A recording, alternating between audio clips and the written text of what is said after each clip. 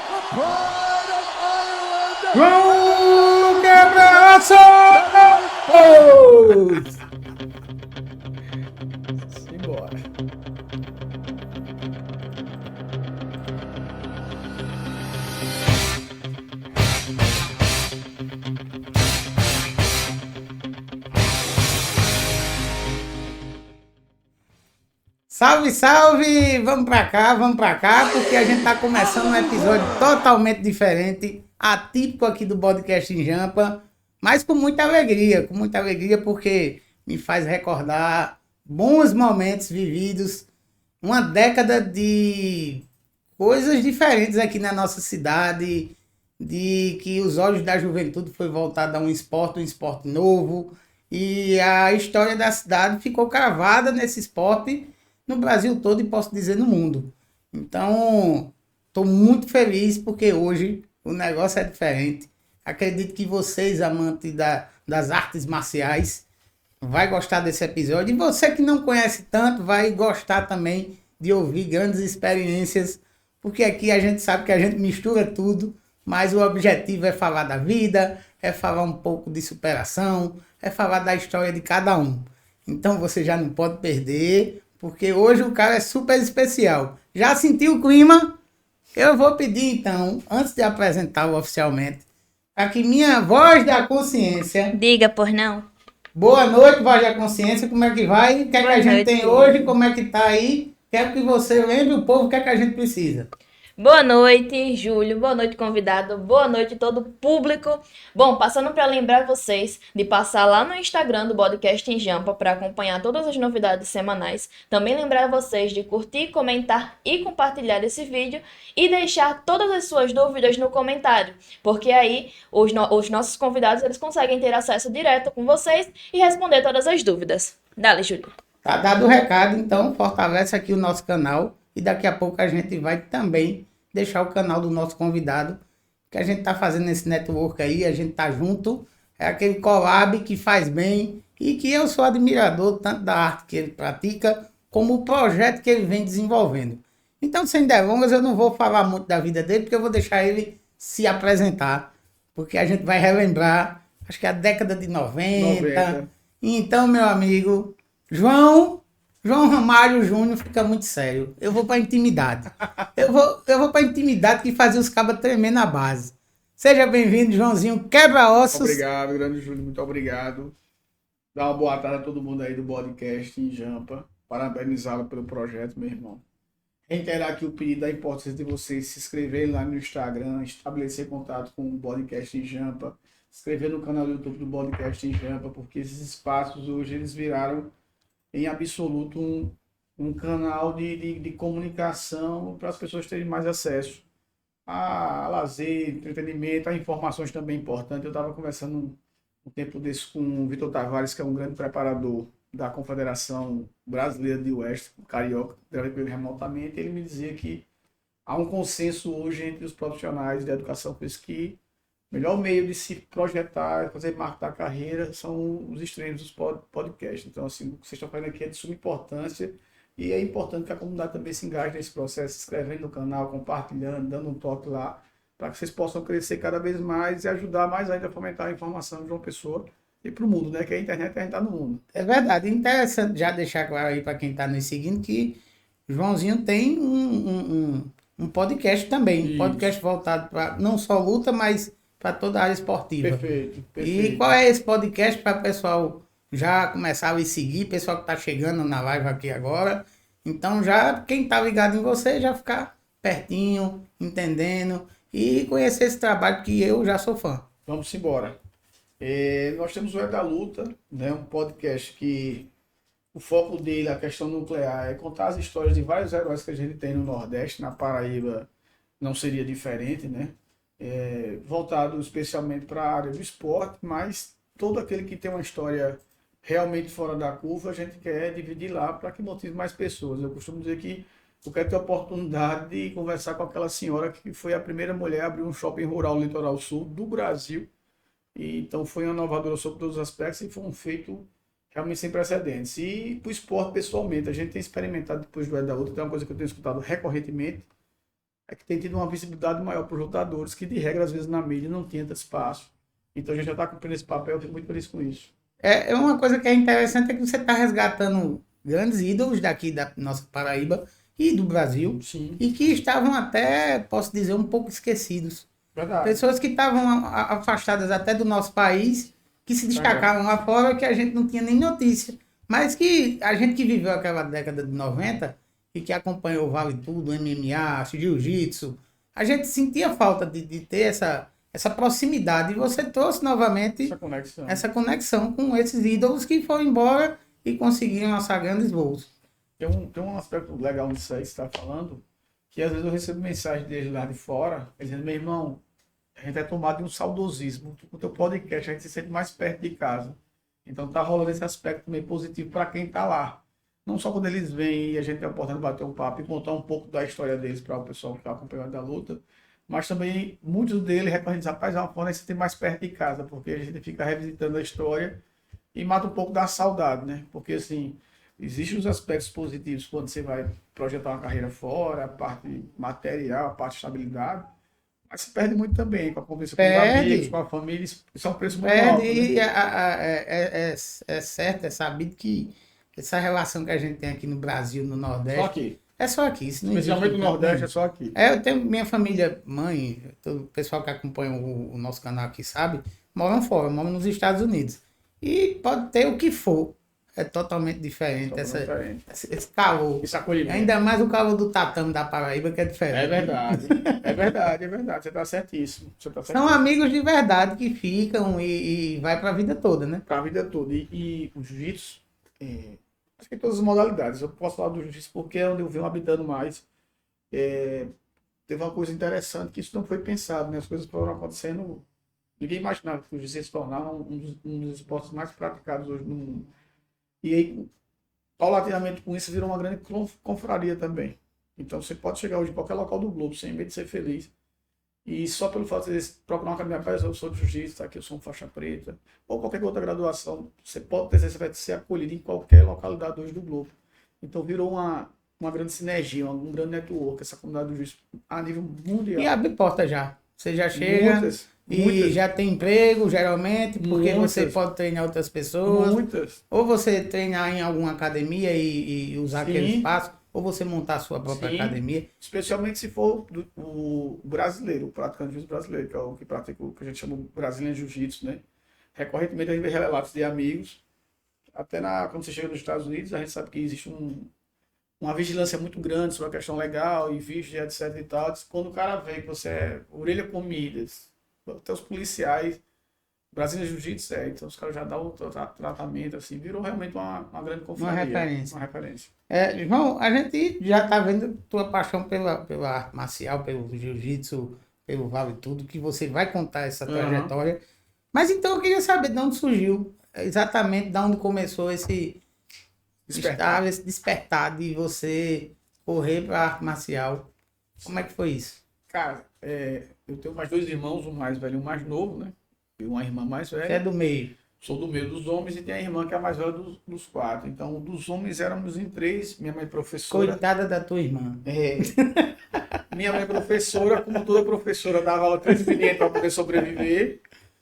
E 3 filhos homens em casa, para a gente não tocar fogo na casa, ela arrumou um jeito de a gente gastar energia.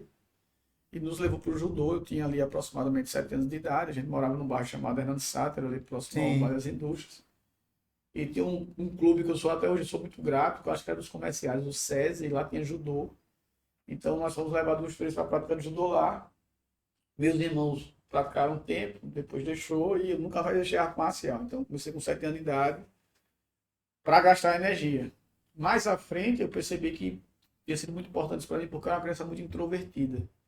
E eu fico pensando no mundo corporativo como esse, como é que seria uma pessoa com um grau de timidez que eu tinha. Então, o esporte eu fui me desenvolvendo nele, fui competindo, fui tendo que obrigatoriamente fazer contato com mais pessoas e essa caminhada, um dos legados que eu posso dizer categoricamente é que me trouxe o poder da comunicação. Eu era uma pessoa muito tímida. E hoje tu trabalha com comunicação, né? Tranquilo. Você vê como destrava. Sim, perfeito. É interessante Perfeito, isso. porque a luta não só o jiu-jitsu, e aí eu posso dizer, tanto em face daquele jovem introvertido que eu fui, como também da experiência que eu tive depois dando muitos anos de aula, e a gente via a reação também naqueles que vinham adquirir conhecimento por intermédio da gente.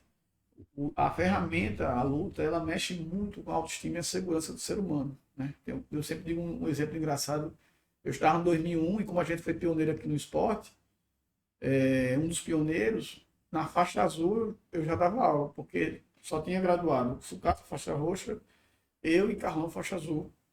E aí a gente foi os primeiros a ter que dar aula para ajudar a Luísa ali como monitor. E eu me lembro que eu estava em 2001, um colega, que eu não vou dizer o nome dele, ele estava deve ser médico hoje em dia, aquele CDF, assim, o bicho era grandão e andava magro, corcunda. E a turma tirava ele para otário, né? Aí ele me procurou um dia lá no intervalo do 2001 e disse, rapaz, eu queria treinar jiu-jitsu. Eu disse, queria e tal. E eu jamais imaginaria que ele de fato iria procurar academia. Eu disse, academia, orientando ele a comprar o kimono e tal. E realmente ele apareceu lá para treinar. E com 2 semanas de treino foi engraçado, porque eu era da turma da bagunça. Confesso que eu não era muito afeito ao estudo, não. Aí a turma dos carreiros que andava comigo disse, meu irmão, que bicho que tu fizesse com fulano? Porque disse, meu irmão, o bicho até a postura de andar mudou, tá mais esguio e tal. Mas não era... Autoconfiança. Autoconfiança, mas não era mérito meu, era mérito de uma ferramenta chamada jiu-jitsu que vai aos poucos ali, Vai mexendo com a soltando, sua vai segurança, mexendo. com a autoestima. E isso é patente, sabe? É engraçado, você se encontrou isso no arte marcial. Eu já encontrei isso no teatro. Eu Olha era um aí. pouco introvertido e aí... Com certeza a sua atividade desenvolve muito mais do que a nossa Sim, nesse aspecto. sim. Sem dúvida. E aí terminei que me envolvi no teatro, fui fazer aula. Com 30 anos de idade eu olhei assim e disse, peraí, não tá muito legal minha vida não. Tá muito parada. Eu preciso fazer algo diferente. Fui Massa. fazer arte. E aí eu fiquei, ou eu vou fazer culinária, que eu gostava muito também, ou eu vou fazer arte. Fui fazer arte. Hoje estou aqui sentado batendo papo com Massa. você. Já ponderei em algumas épocas da minha vida ter alguma experiência com o teatro. Não coloquei em prática, não. Quem sabe onde eu coloco, né? Mas já ponderei realmente algumas vezes. Assim, Mas você acho vê a bem importância, interessante. né? Pra gente ver Sim. como uma atividade ela pode mudar o seu Totalmente. comportamento e soltar. Que hoje no mundo globalizado a gente tem que estar ativo. E isso não é diferencial, é uma obrigação. Obrigação. A gente ter essa interatividade, né? Uma obrigação. Porque ao tempo que a gente tem acesso a tanta coisa, nunca foi tão instável o mundo. Ou seja, não existe mais, por exemplo, aquela profissão que eu vou envelhecer aqui. Não. Não existe aquela empresa que eu vou me aposentar aqui. E Então, nem dá, né? nem dá. Mais do que nunca, realmente, a gente tem que estar se revisitando, se redescobrindo o tempo todo. Senão, realmente, a gente fica à margem do processo. É verdade. E a história do Cabra, me conta aí. Hoje ele tá todo esbelto. Cara, e aí a gente, pelo segundo grau todo, ele realmente se foi até afastado com a gente, deve estar morando fora do estado, eu acredito que ele deve ser médico hoje, o bicho era bem focado, mas com certeza aquela passagem que ele teve com a gente, não sei se continuou, trouxe grande melhoria para ele. E aí, desses exemplos a gente tem vários. Já começou a pegar mulher, já começou a se organizar no colégio e tal. Mas olha, na verdade, naquela época, como o juiz era uma novidade, a gente realmente era literalmente assediado. A história era essa, não precisava muito trabalho, não. Pronto, o cara botou uma faixa.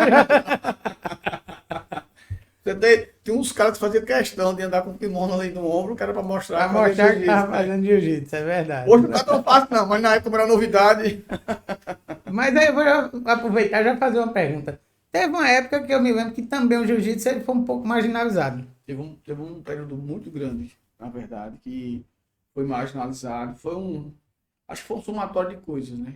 É um somatório de falta de conhecimento da sociedade, né? Era algo muito novo, trazendo para a realidade do nosso estado. E também, assim, um esporte como o jiu-jitsu, um esporte de luta, o jiu-jitsu ele é luta, ele não é um esporte. Ele foi concebido para ser luta. E como tal, ainda atraindo os jovens mais enérgicos que você pode ter dentro da sociedade. Uhum. Aquele cara que eu falei que era aquele cara calminho foi uma exceção. A regra são os caras mais que já estão Já dando são mais nervosos, mais negócio que eu digo nervoso. assim. Aquele cara que na pelada, qualquer coisa tá brigando ali, a realidade é essa. E aí, tudo muito novo, né? E veio uma grande gama dessas pessoas. Esse somatório, o fato também, que é uma coisa que a gente tem que deixar bastante claro, é muito importante nesse processo de equilíbrio a postura do professor que está passando o conhecimento. Porque você imagina, eu tirando por mim, com 15 para 16 anos de idade, eu dominava o jiu-jitsu, eu era um moleque bem magrinho, né? Eu pesava 48 quilos com 18 anos de idade, só tinha cabeça e osso. Mas eu tinha uma ferramenta na mão que eu sabia, eu dominava cara de qualquer tamanho, porque na época só que sabia jiu-jitsu aqui era eu e mais uns 7. Os 7 não sabia. E aí você pega o moleque, todo moleque tem a idade de ficar com aquele ímpeto mais rebelde e tal, com essa ferramenta na mão e um assédio muito grande em cima. Se você não tiver um professor ali equilibrando, a fórmula, o somatório não dá bem para a sociedade, não dá bom negócio, né? Então, somou toda essa efervescência daquele momento, o fato de não conhecerem, o fato também, eu estava dizendo há bem pouco, era recorrente a gente estar nas academias e vir um cara de luta desafiar a gente para lutar. Educadamente, mas vinha, só eu queria testar e tal. Então, na década de 90, a gente lutou muito mais dentro da academia, na rua, do que em cima do ringue. Porque os desafios eram constantes. Eu me lembro que uma vez eu cheguei para treinar no espaço cultural, treino da noite, eu acho que era 6h30, 7 horas da noite, e tinha um cara lá, um cara bem maior, um casaco na cabeça e parado lá, e só queria falar com o Luiz Barbosa, que era professor, enfim, era um cara que eu desafiar e eu tive que lutar com ele ali. Fazia parte, a gente só podia usar o recurso do jiu-jitsu, o cara podia socar, chutar, fazer o que quisesse. A nossa ideia era mostrar a Luiz Barbosa, ou o mestre que indicava naquele momento quem iria para aquele desafio. Na verdade, não. Na verdade, foi o seguinte: ele botava os caras enfileirados, os alunos, né? E disse o cara, você pode escolher qualquer um. Eu era o mais magrinho da fila. Os caras só queriam dar pau no magrinho. Eu era o premiado, geralmente. Os meninos, Isso foi bom também, né? Porque você os meninos eram muito bastante. também, mas às vezes os caras me catavam porque me via magrinho ali, senão eu quero com esse e tal. Então, sempre a gente estava ali se testando. Também não me arrependo, essa formação que eu tive foi muito importante lá na frente para me tornar o lutador que eu me tornei, para me tornar também o ser humano que eu me tornei. Então, assim, eu não tenho nada a reclamar desse processo.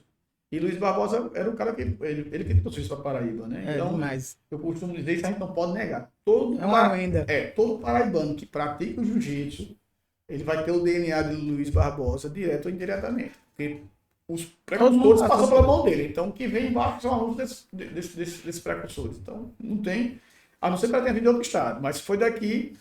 Aproveitando que a gente tá falando dessa história de academia, também tinha rincha de academia, teve uma época. Teve, mais à frente. Eu ia ver as competições e aí ficava aquela. Era uma zoada grande. Todo mundo junto, né? Até um certo momento era todo mundo junto. Todos eram um de Luiz, inclusive Mário Sucata. E aí mais na frente, normal, as pessoas amadurecem, querem fazer seus voos, questões inerentes a eles lá, os dois. E aí houve uma separação, Sucata abriu a academia dele, ali na Navegantes, e Luiz ficou com a dele. E na época, isso hoje está mais pacificado, está mais tranquilo, mas na época tem uma história, uma gíria que o Cássio Grace, saudoso Cássio, já falecido, inventou, que era creonte, o cara que saiu da academia era creonte. Então, virou uma certa animosidade entre as duas academias. Nunca chegou assim às vias de fato, obviamente, mas virou aquela animosidade. Hoje eu compreendo com a maior clareza, eu não posso falar nem por Luiz Barbosa, nem por Cata, mas foi saudável. Foi saudável, eu vi aqui no ringue. O Flamengo não seria o Flamengo se não existisse o Vasco e vice-versa. Exatamente, né? aonde deveria ter realmente aquela luta, eu via muitas vezes quando eu estava presente nos torneios, nos campeonatos, e eu achava que bacana, era uma academia de um lado, outra de outro, e aquela tensão, e até os próprios professores, ficava aquela tensão entre eles, e a gente ficava tudo doido esperando que os professores entrassem. A vontade era essa, de quem estava na plateia, de pegar um cacete mesmo. Pegar. Isso era muito dividido. Tinha uns que queriam como você, e tinha outros que nunca mais vão para um negócio desse, eu não morre de doido. Ficava com medo de já tivesse briga. Tinha nos dois gostos, tipo os dois gostos. Eu não sei se eu sou meio doido. Eu escutei relação, rapaz, nunca mais vou para um negócio desse, tu é doido. Né? E competição de kimono, né? Mas esse espírito do jiu-jitsu que permanece até hoje, eu não sei qual é o ingrediente que a gente poderia atribuir, mas de fato o atleta de jiu-jitsu, com respeito a todas as outras modalidades, ele é mais aguerrido. Ele tem aquela forma mais de ganhar, de competir. E essa coisa, essa pitada, esse tempero no universo da luta é de suma importância. Isso é patente. É o que motiva. É o que motiva. Você vai para uma competição de jiu-jitsu, de kimono, ou uma competição de outra modalidade, a começar pela arquibancada, você vê que a energia é totalmente outra. A competição de jiu-jitsu, os caras vão como se fosse final de Copa do Mundo. Então, não tem... tá em treino, rapaz. Rapaz, vamos fazer um treino soltinho. Quando vê, tá um querendo matar o outro. Não tem soltinho, não. Tá um querendo pegar o outro. Então, assim, é um esporte realmente que extrai de você demasiadamente a competitividade. Obviamente, se você treinar com esse fim, porque também hoje o jiu-jitsu, graças a Deus, ele tem várias formatações. Nós vamos ter alunos que procuram o jiu-jitsu como uma terapia, como um hobby, um relaxamento. Vamos ter alunos que são os atípicos que a gente fala, que tem algumas questões clínicas a resolver, o autismo, o Down, e tem tido flagrantes melhoras no seu quadro clínico por intermediário marcial. Hoje os médicos já, inclusive, indicam, né? Porque o jiu-jitsu ele mexe com toda a parte motora, consequentemente psíquica também do praticante. E essas melhorias são impressionantes. Eu tive o primeiro contato sobre essa realidade em 1997, no Rio de Janeiro, com um cara chamado Mestre Mansur, que é um mestre de jiu-jitsu, mestre de educação física, o delegado federal, cara. E ele mostrou uma criança lá. Não era nem se falado tanto sobre autismo. Ele me trouxe uma realidade para mim, para Carlão, que estava lá ganhando para o Mundial. De uma criança que ele mostrou a criança, ela se desenvolvendo, se comunicando obviamente, não como todo mundo, mas se comunicando, ele disse, ó, essa pessoa jogou aqui só tinha uma bola de basquete, ela só falava com a bola de basquete dela e com mais ninguém, acabou. E aí, devagarzinho, foi um processo de melhora, enfim. Então, hoje o jiu-jitsu tem para quem quer competir, tem para quem quer fazer o executivo, o hobby, tem muita parte de defesa pessoal também para a mulher, né? É uma atividade, assim, que a gente não pode e não deve desmerecer nenhuma outra atividade, mas nesse universo de atividades que pode relaxar, que pode dar um equilíbrio emocional, perder peso, né? Eu tô já botando o kimono nas costas. Vamos embora. Marca fazer uma luta, uma aula não é da luta lá, a gente cobriu uma aula sua lá. Então, assim, é um esporte realmente muito completo e que atende diversas demandas. Hoje você chega no tatame, você vai ver de criança a mulher, a pessoas de mais idade. Eu me lembro de outro caso bastante interessante, e faz bastante tempo, acho que esse 98, 99. Chegou um senhor para treinar com a gente. Naquela época não era tão comum um aluno daquela idade, que eu não vou dizer o nome dele por questão de reserva. Não, claro. Ele era um gerente da Caixa aposentado. A gente não sabia, ele veio falar com a gente depois sobre isso. E acho que uns 6 meses treinando com a gente. Obviamente que a gente já tinha compreensão, então com ele a aula era um pouco diferenciada, a gente não apertava, enfim. Mas com 6 meses ele voluntariamente pediu para o pessoal sentar e relatou que ele depois se aposentou, que ficou no ócio, ele só pensava em suicídio, que o jiu-jitsu tinha salvado a vida dele, tinha dado outra motivação para ele viver. E olha que relato forte, que relato interessante, né? Então, assim, a gente foi tomado de surpresa, eu era bastante novo, mas aquilo me impactou muito, e me impactou muito E positivamente. Pro resto da vida. Lógico, sem sombra de dúvida, né? E desse relato dele, naquela época era algo pouco comum, mas hoje em dia você vê em várias pessoas em faixas etárias diferentes, né? Você chega assim, rapaz, o juiz melhorou em quê? Cara, eu tava pensando em pular do apartamento, nós conhecemos, falando de jovens, porque ao mesmo tempo também que a gente tem um acesso muito grande à informação e essa pluralidade que a internet nos trouxe, a pressão também aumentou muito em cima do jovem. Era isso que uma das coisas que eu ia até abordar com você, que a gente tem abordado nessas últimas entrevistas, aquela época que a gente viveu, parece que a gente foi forjado para ter mais força, para poder se sobressair nas situações difíceis. Sim. E hoje muito me parece que os jovens, essa turma nova, que a galera chama aí até de a turma Nutella e tal, ela vem mais sensível para o que a vida tem para oferecer. Então, lá na academia, onde você desenvolve todo esse trabalho, você sente essa diferença do jovem de hoje para o jovem daquela época? É patente. Apesar de que, só destacando que faz muito tempo que eu não dou aula, foi uma opção pessoal minha, mas sempre a gente está na academia treinando e... Sim, claro, convive naquele meio e tal, né? Mas isso é patente, né? Tem uma geração aí hoje em dia, pronto, nós temos um quadro, o Edel da sua academia, onde a gente vai de 15 em 15 dias, uma vez no mês, e grava uma aula inteira. Eu recebo na aula como aluno também, uma equipe, conforme promover a equipe, o trabalho da equipe. E sempre, no final, senta ali os pais do aluno, e junto com o professor, e passa ali uns 10 minutos de conversa no tatame e tal. E sempre eu pergunto assim para os pais, assim, se eles poderiam apontar uma melhoria que eles teriam eventualmente verificado no filho. Então, eu escuto recorrentemente relatos de mães, especialmente, que, assim, o juiz conseguiu tirar meu filho dentro de um quarto, que ele via só, agarrado no computador e quase sem convívio social até dentro da casa. Então, no mundo corporativista como o nosso, um jovem se desenvolver assim, ele vai ter um prejuízo social para ele mesmo sem precedentes. Então, essa geração, primeiro, ela está muito informatizada, né? Nada contra, mas é recorrente a dificuldade de pais dentro de casa, de várias faixas etárias diferentes, de conseguir tirar o filho soltar o celular um pouquinho e ter uma atividade normal que deveria ter da idade dele, ou tirar do computador. Isso é muito ruim, isso traz um prejuízo muito grande. Então, essas gerações, esse paralelo que você falou assim, quando eu traço, é infinitamente diferente. Porque na geração da gente 90, ainda eram jovens que a brincadeira era na rua. A brincadeira era Era na rua. E a gente interagia de fato. Tomava cascudo, dava cascudo, pulava muro, subia em árvore. né? Totalmente diferente. Totalmente do diferente. que hoje a gente vê E essas atividades, e aí por um motivo muito simples, essas atividades que a gente fazia, que eram mais físicas, naturalmente já nos ajudavam quando ia para uma atividade do jiu-jitsu.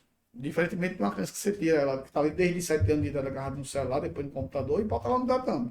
Então, tem casos até que você vê que a parte motora do jovem está comprometida. Então, ele vai se desenvolver mais lentamente.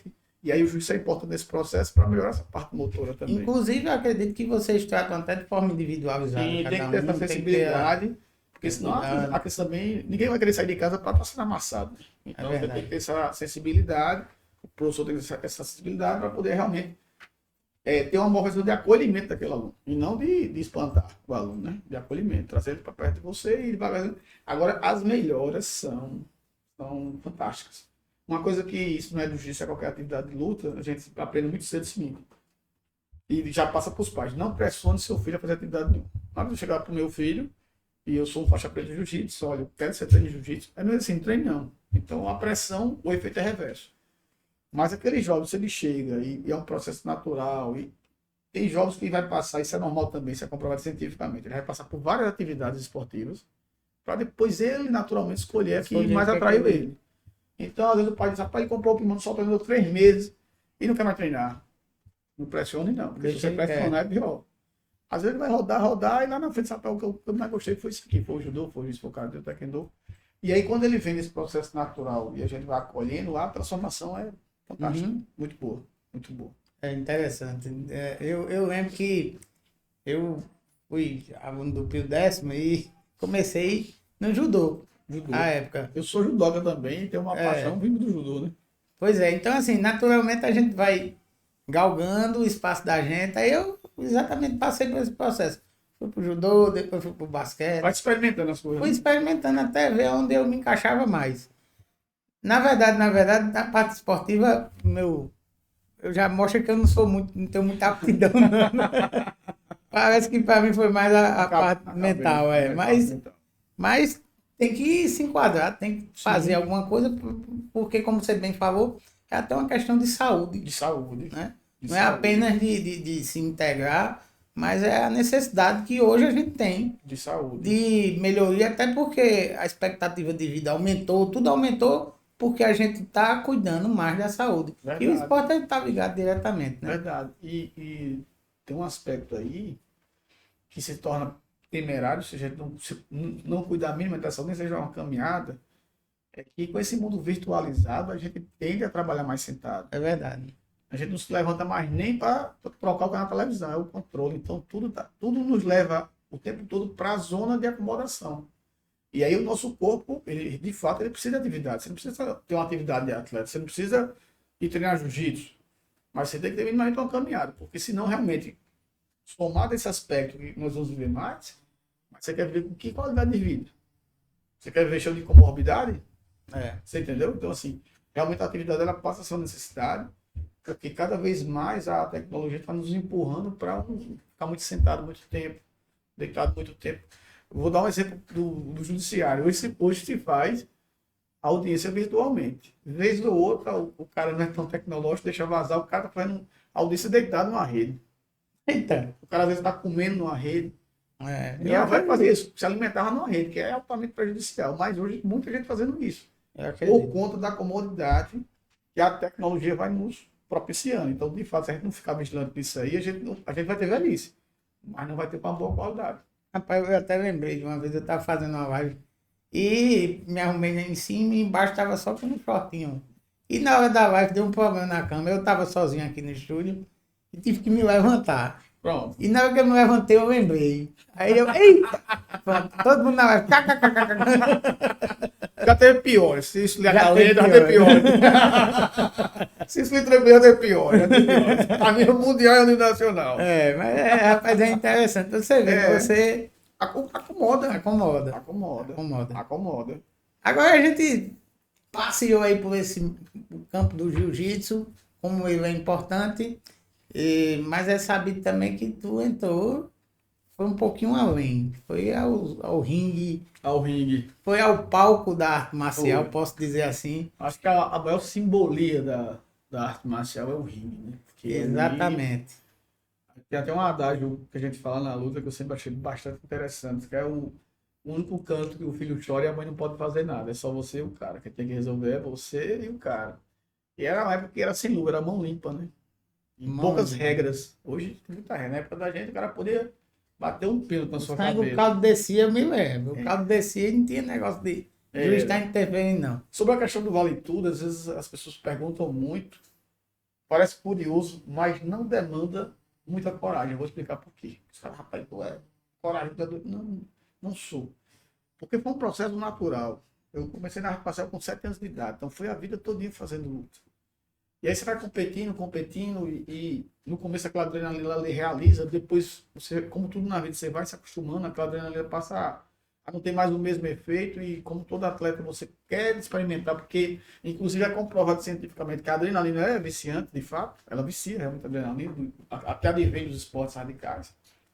E aí você quer experimentar coisas novas. Então, eu costumo dizer que não demanda e não demandaria tanta coragem, porque eu fiz isso a vida toda. Então foi só mais uma modalidade de luta. De fato, quando a gente sobe lá no ringue, a gente já tem conhecimento bastante para isso. Você só sabe como é que o cara vai se comportar no ringue no momento que ele se sujeitar ali. Então, porque tem a questão também dos traços psicológicos, né?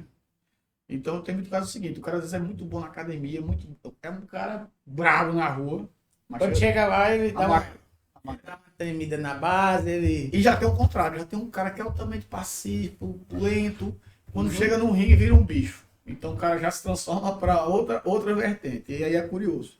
Eu quando subi a primeira vez, eu quis subir, isso é uma coisa que eu queria muito, né? Mas também não sabia como é que ia Como é que você ia se comportar naquele primeiro momento que... E aí, meu irmão, a adrenalina foi viciante, eu fiquei alucinado, eu disse, pronto, é isso que eu quero fazer. Pronto. E aí, da primeira luta, foi no Cabo Branco, eu lutei com um cara do kickbox, era uma faixa marrom, era faixa azul. E aí lutei e gostei da sensação, né? Ganhamos lá a primeira luta. E aí deixei quase o kimono do lado e comecei a me preparar realmente para lutar vale tudo, né? E me introduzi o boxe, que era uma coisa que eu não fazia, para ter uma melhor Para quem vai para um vale tudo, ele na verdade ele tem que terminar explorando outras artes. Hoje mais do que nunca. Para poder ele ter diversidade ali. Ele na hora de pegar um cara que esteja aplicando algo que anule o que você é especialista, você tem recurso. Isso. Hoje mais do que nunca. Na década de 90 a gente ainda tinha uma posição confortável, porque o jiu-jitsu não era tão difundido. E quer não nos dava uma vantagem quando a gente começava a luta ali de mais contato. Né? Por uma questão de dizer, eu fazia o boxe também e já tem uma base de judô. Mas, concordando com você, hoje, como o jiu-jitsu está muito mais disseminado, muito mais difundido, possivelmente todo mundo, se eu fosse lutar vale tudo isso, se eu fosse lutar, o cara ia dominar jiu-jitsu tanto quanto eu, então o que imperar era o melhor lutador, porque de regra as técnicas estariam muito equilibradas. Entendeu? O bate-papo tá super legal, mas eu vou ter que chamar a voz da consciência para a gente falar dos nossos patrocinadores e lembrar da nossa turma que tá aí ao vivo para deixar o quê? Os comentários.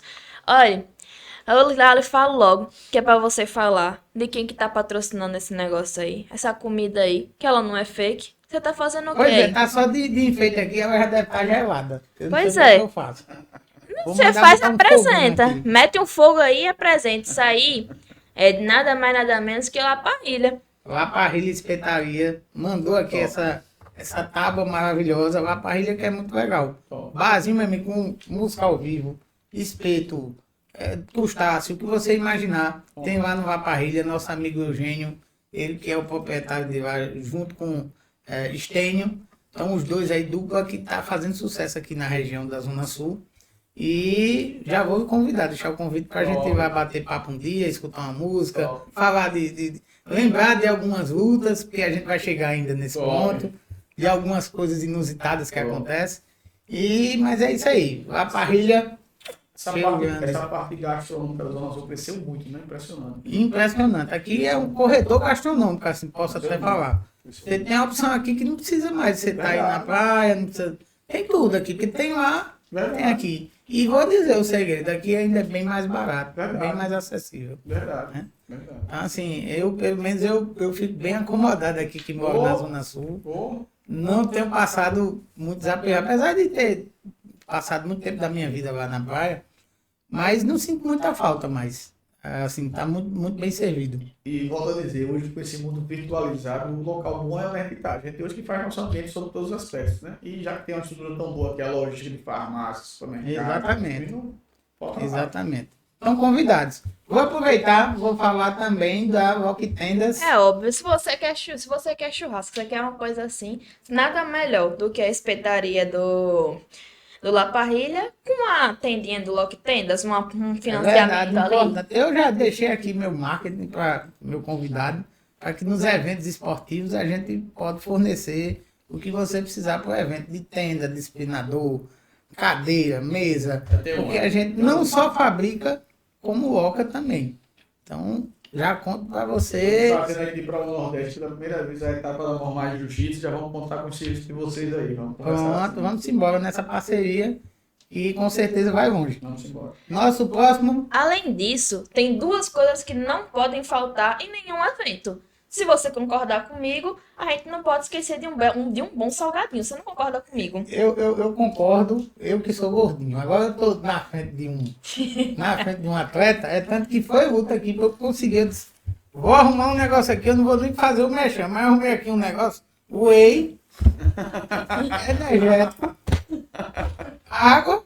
Eu não sei o que é que eu vou fazer para... Energético a gente toma. Pronto, tá aqui. Eu não vou botar de frente não para não dar asa a esse povo. Dá Né? asa, não. Inclusive, ó, entre em contato com eles comigo, que eu tô doido pra fechar parceria. Viu? E para finalizar, Foi o que eu falei. Além de salgadinho, a gente não pode esquecer de uma bela lembrancinha, não é mesmo? Então, mas no salgado, peraí, que eu não falei fale. não, Então, agora fale que eu do lembrei. salgado. Salgateria, vamos lá? Salgateria Quero ver Point. aqui. Salgateria Point, cadê a logo da Salgateria Point? Tava aí, você não Aí, viu? Salgateria Point que tá aí com a gente. Começou agora essa parceria Legal. e com certeza vai dar muito certo. Não trouxemos agora, mas não estou com eles postos aqui na mesa, mas vocês vão ver frequentemente. E sucesso já, porque eu vou lá, eu como, eu peço. Top. E Aprovadíssimo, viu? falou em festa e evento, pode ligar para cá que a gente tem parceria com todo mundo. Inclusive, agora eu vou fazer esse mexão porque eu faço questão. Faça, meu filho. Quando tiver evento de luta, de esporte, vamos chamar o da Luta para fazer Simbora, cobertura, tamo junto. juntamente com o podcast em Jampa. Fechou, Né? fechou. Vamos embora, fechou. Então vamos embora porque é isso aí. Fechou, simbora. Aproveitar para você já falar do da Luta. Fala aí um pouquinho mais para poder o povo que chegou agora saber o que é o da Luta. Cara, o Da Luta é um podcast voltado para o mundo esportivo, né? A gente sempre está trazendo grandes ícones do esporte para bater um papo, falar um pouco das suas trajetórias. A gente está com uma parte também de eventos. O primeiro evento que a gente está trazendo é o Mormai Cup. O primeiro evento vai estar aqui no Nordeste, é um evento de Santa Catarina, da Mormai. A gente está trazendo para cá.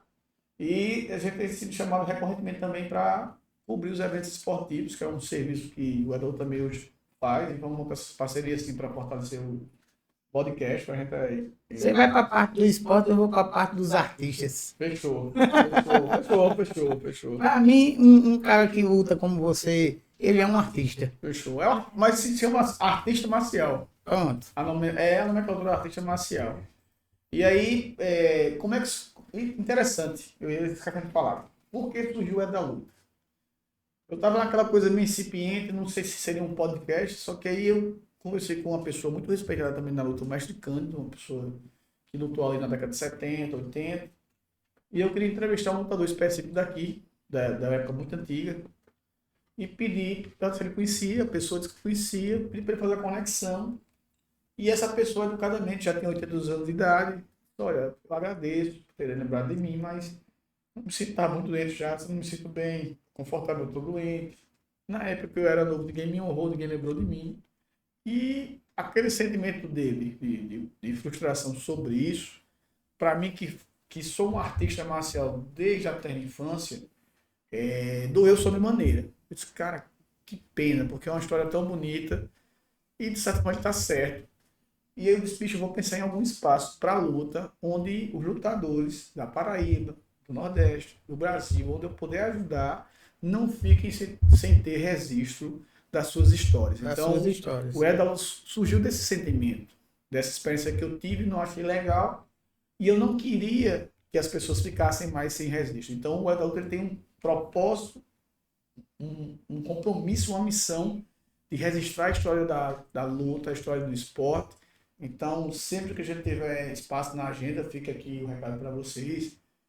Podem contar com a gente para cobrir seus eventos. Essa semana eu recebi contato do professor Celso de Judô, que é um cara que faz um trabalho muito sério, sempre está fazendo eventos de judô aí no Shopping Mangabeira. Então, a gente vai fazer uma conversa com o prazer também. Então, a nossa ideia é registrar a história desses atletas, desses profissionais, desses professores, desses projetos sociais também que tem em torno do esporte, para também, de certa forma, porque se dá mais visibilidade, enfim, ainda traz mais patrocinadores. É a forma que a gente encontra de ajudá-los também, que ele tem uma qualidade de estrutura melhor para atingir feitos maiores. A ideia da luta é essa, é dar visibilidade ao esporte e especialmente à luta.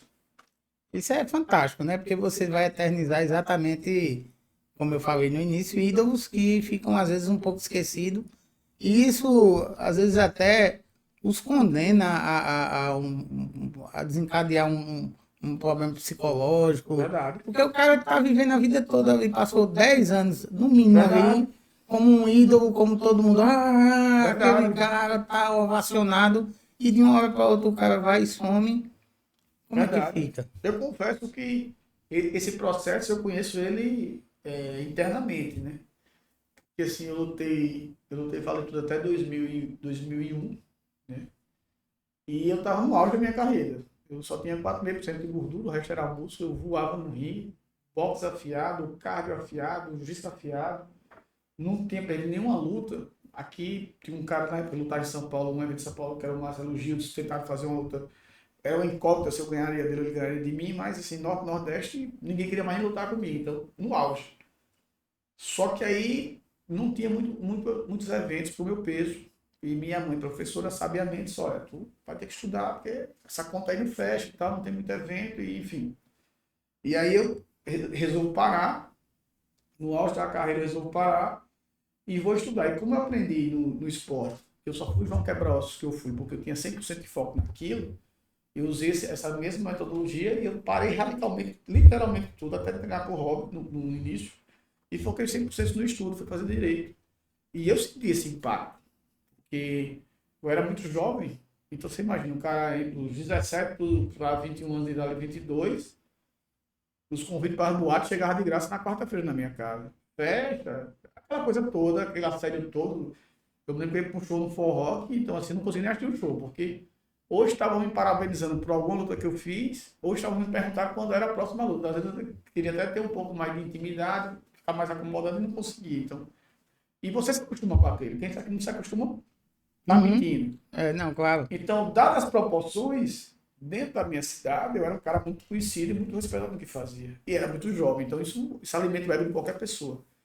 Quando eu paro aquele processo todo, eu senti, de fato, assim, os meus 6 primeiros meses, eu me lembro que eu consegui ler, era engraçado, o corpo pedia atividade. Eu consegui ler uma página de um livro, eu tinha que ficar literalmente andando e lendo, porque o corpo pedia atividade. Pedia atividade. Eu treinava 8 horas por dia. Era muito treino. E pela primeira vez minha mãe disse, rapaz, pega o kimono e vai treinar, senão tu vai entrar na depressão. Vai endoidecer. Porque ela pegava briga comigo para eu treinar menos e estudar, né? Então ela estava pegando briga para eu ir treinar. Então, de fato, eu senti, e certamente essas pessoas, quando terminam suas carreiras, porque é tipo assim, ninguém começa a fazer teatro, você falou teatro no começo. Ninguém começa a fazer teatro, ninguém começa a jogar bola, ninguém começa a praticar uma luta pensando em ganhar dinheiro com aquilo, não. De jeito nenhum. O cara começa a fazer porque dá prazer aí. Dá prazer, claro. Ele faz por amor aquilo ali. Por amor, é. Inexplicavelmente, ele tem uma identidade com aquela atividade. Então, a coisa começa a ficar séria e para um patamar de grande profissionalismo, ela na frente é uma consequência. Você entende? E esse habitat, ele realmente, você se inicia nisso. Eu estava vendo agora há pouco, eu não sou muito ligado no nome de artista, mas uma atriz num podcast, ela saiu da Globo um pouco antes desse processo de demissão que está acontecendo, e a escolha foi dela.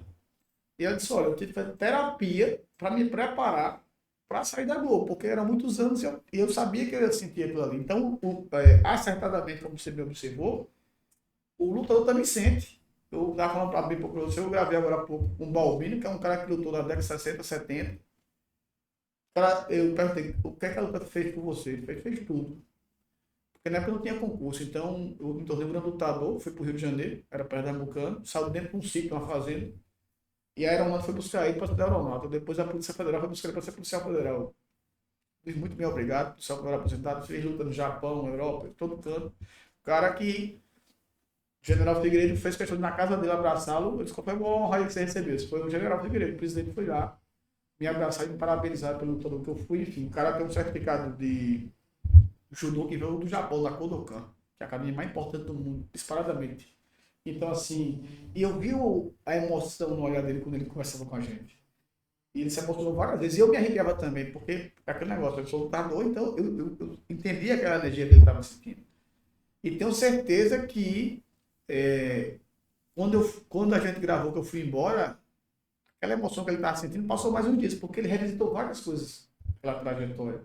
E lembrou daquela série que existia e hoje ele não experimenta mais. Na mesma perspectiva, eu gravei com um cara chamado Marcelo Tiga, que é um material muito legal, que é um cara que era de Natal, e o cara, com 15 anos de idade, ele ia lutar literalmente por um prato de comer. Eu disse, como assim, Marcelo? E Marcelo é um cara até um pouco forte. Veja uma princípio, com 13 anos de idade, eu tive que travar minha primeira luta, eu não ganhava nada.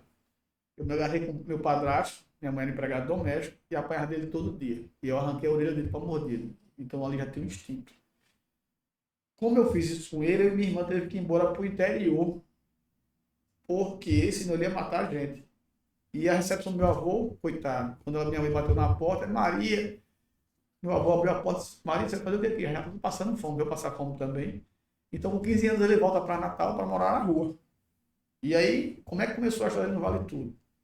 Antigamente, os desafios eram na rádio. O cara ia na rádio, só eu estou aqui, só lutador não sei de onde, eu desafio qualquer um. E ele ia para esses cantos, com 15 anos de idade apenas, e dizia, ó, se pagar um prato de almoço para mim, eu luto.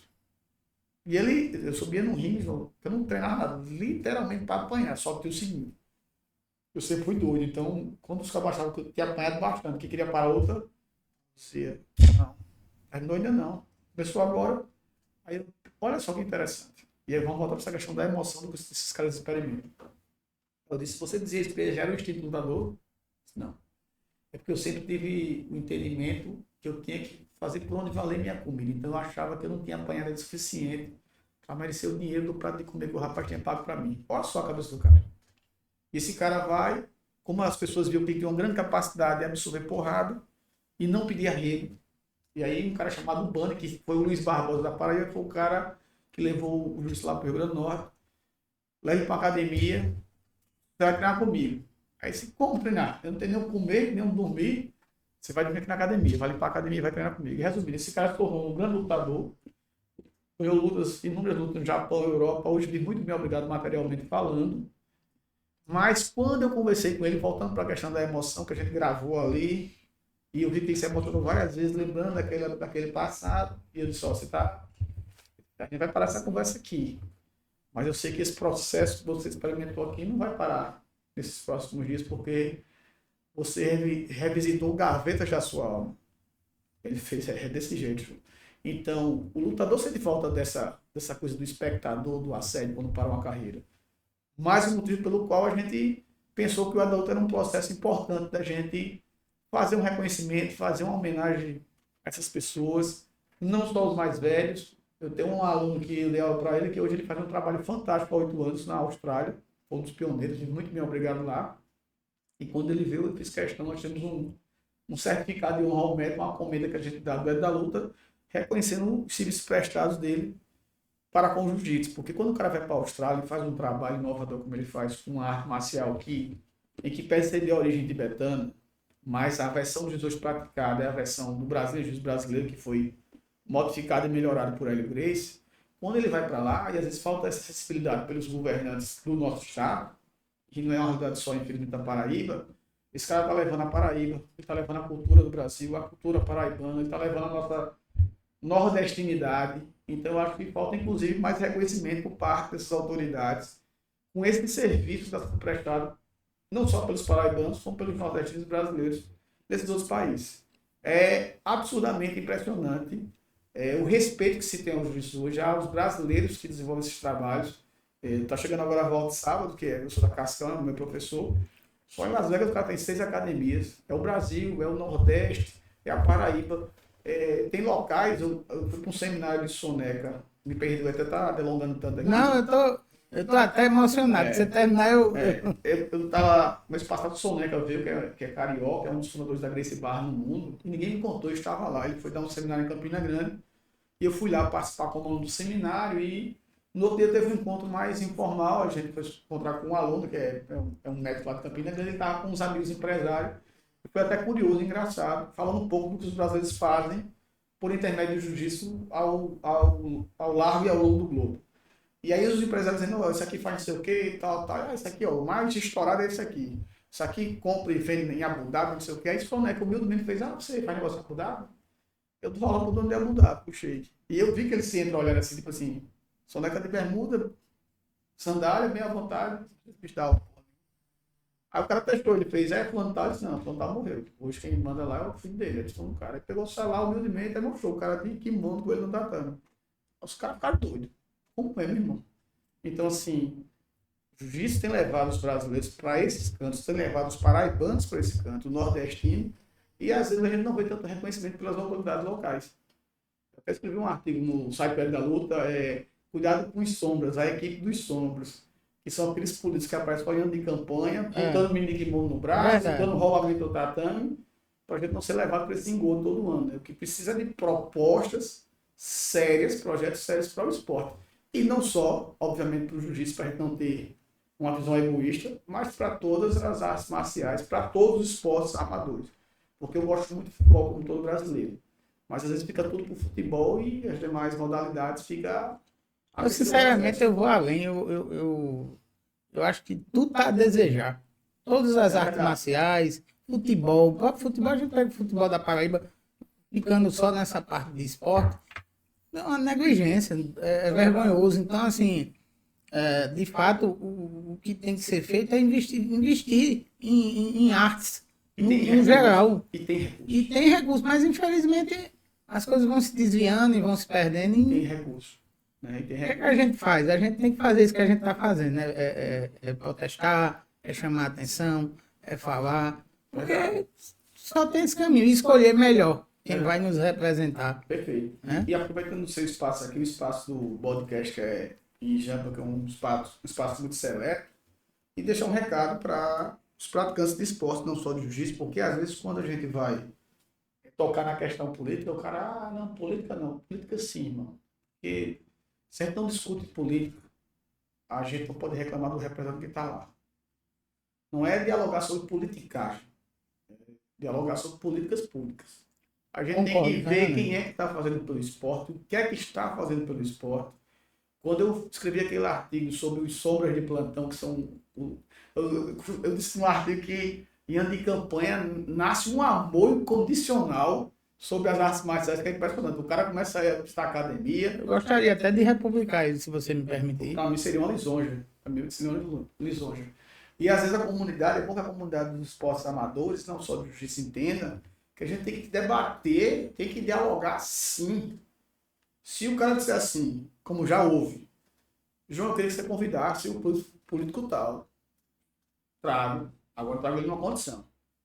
Vocês não montam a pauta para mim não, que é sem filtro. A gente vai debater o esporte e vai ser as perguntas e ele que responda. Agora, e outra coisa, eu digo isso. Agora, assim, me mostra se ele fez alguma coisa pelo esporte. Se ele não fez, eu não trago de jeito nenhum. Se fez, eu trago. Agora, vendo, não vou com a Isabel. Não vou destratar ninguém. Agora, a gente vai ter que debater sobre o esporte. E, às vezes, quando eu falo isso, eu sou mal compreendido pela comunidade da luta. Não é político. Bicho, se a gente não discutir, se a gente não debater, se a gente não procurar saber, tá certíssimo. A gente não muda esse processo e não melhora esse processo absolutamente nunca.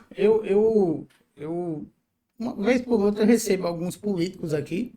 Não é minha fazer campanha eleitoral, não gosto.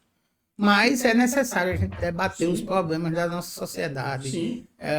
Trazer pessoas que são especialistas e tem pautas lá na Câmara, na Assembleia, onde seja. E é importante a gente trazer essas discussões para cá, porque isso aqui é informação, é comunicação. Perfeito. Então, aonde é que eu vou debater isso? Lá eu não consigo. Vem pra cá. E aqui o acesso está direto com quem tá aí assistindo. Que pode vir, pode fazer uma pergunta no comentário. E sem, Tá e sem aberto. palavras e sem perguntas montadas. Sem pergunta montada. A gente tá aqui, a gente tá batendo um papo sem Sem roteiro nenhum. Sem fio. É um papo aberto, como dizer, uma luta franca. Sim, sem fio. Né? Eu levei uma vez pro Guadalupe, eu levei de Pedro Cunha Lima. Os caras chiaram, eu disse, meu irmão, você não me viu pedindo voto para Pedro no programa, você não me viu falando, pelo contrário, eu fiz perguntas, inclusive, espinhosas. Agora, Pedro, é bom que se diga, e não faço campanha para ele, nunca votei em Pedro, inclusive. E Pedro destinou R$900 mil para mim, um dos maiores projetos sociais de luta, que é a luta pelo bem, que alcançou mais de 500 crianças. Ninguém nunca tem feito isso. Então, eu tenho que trazer esse cara fez algo pelo esporte.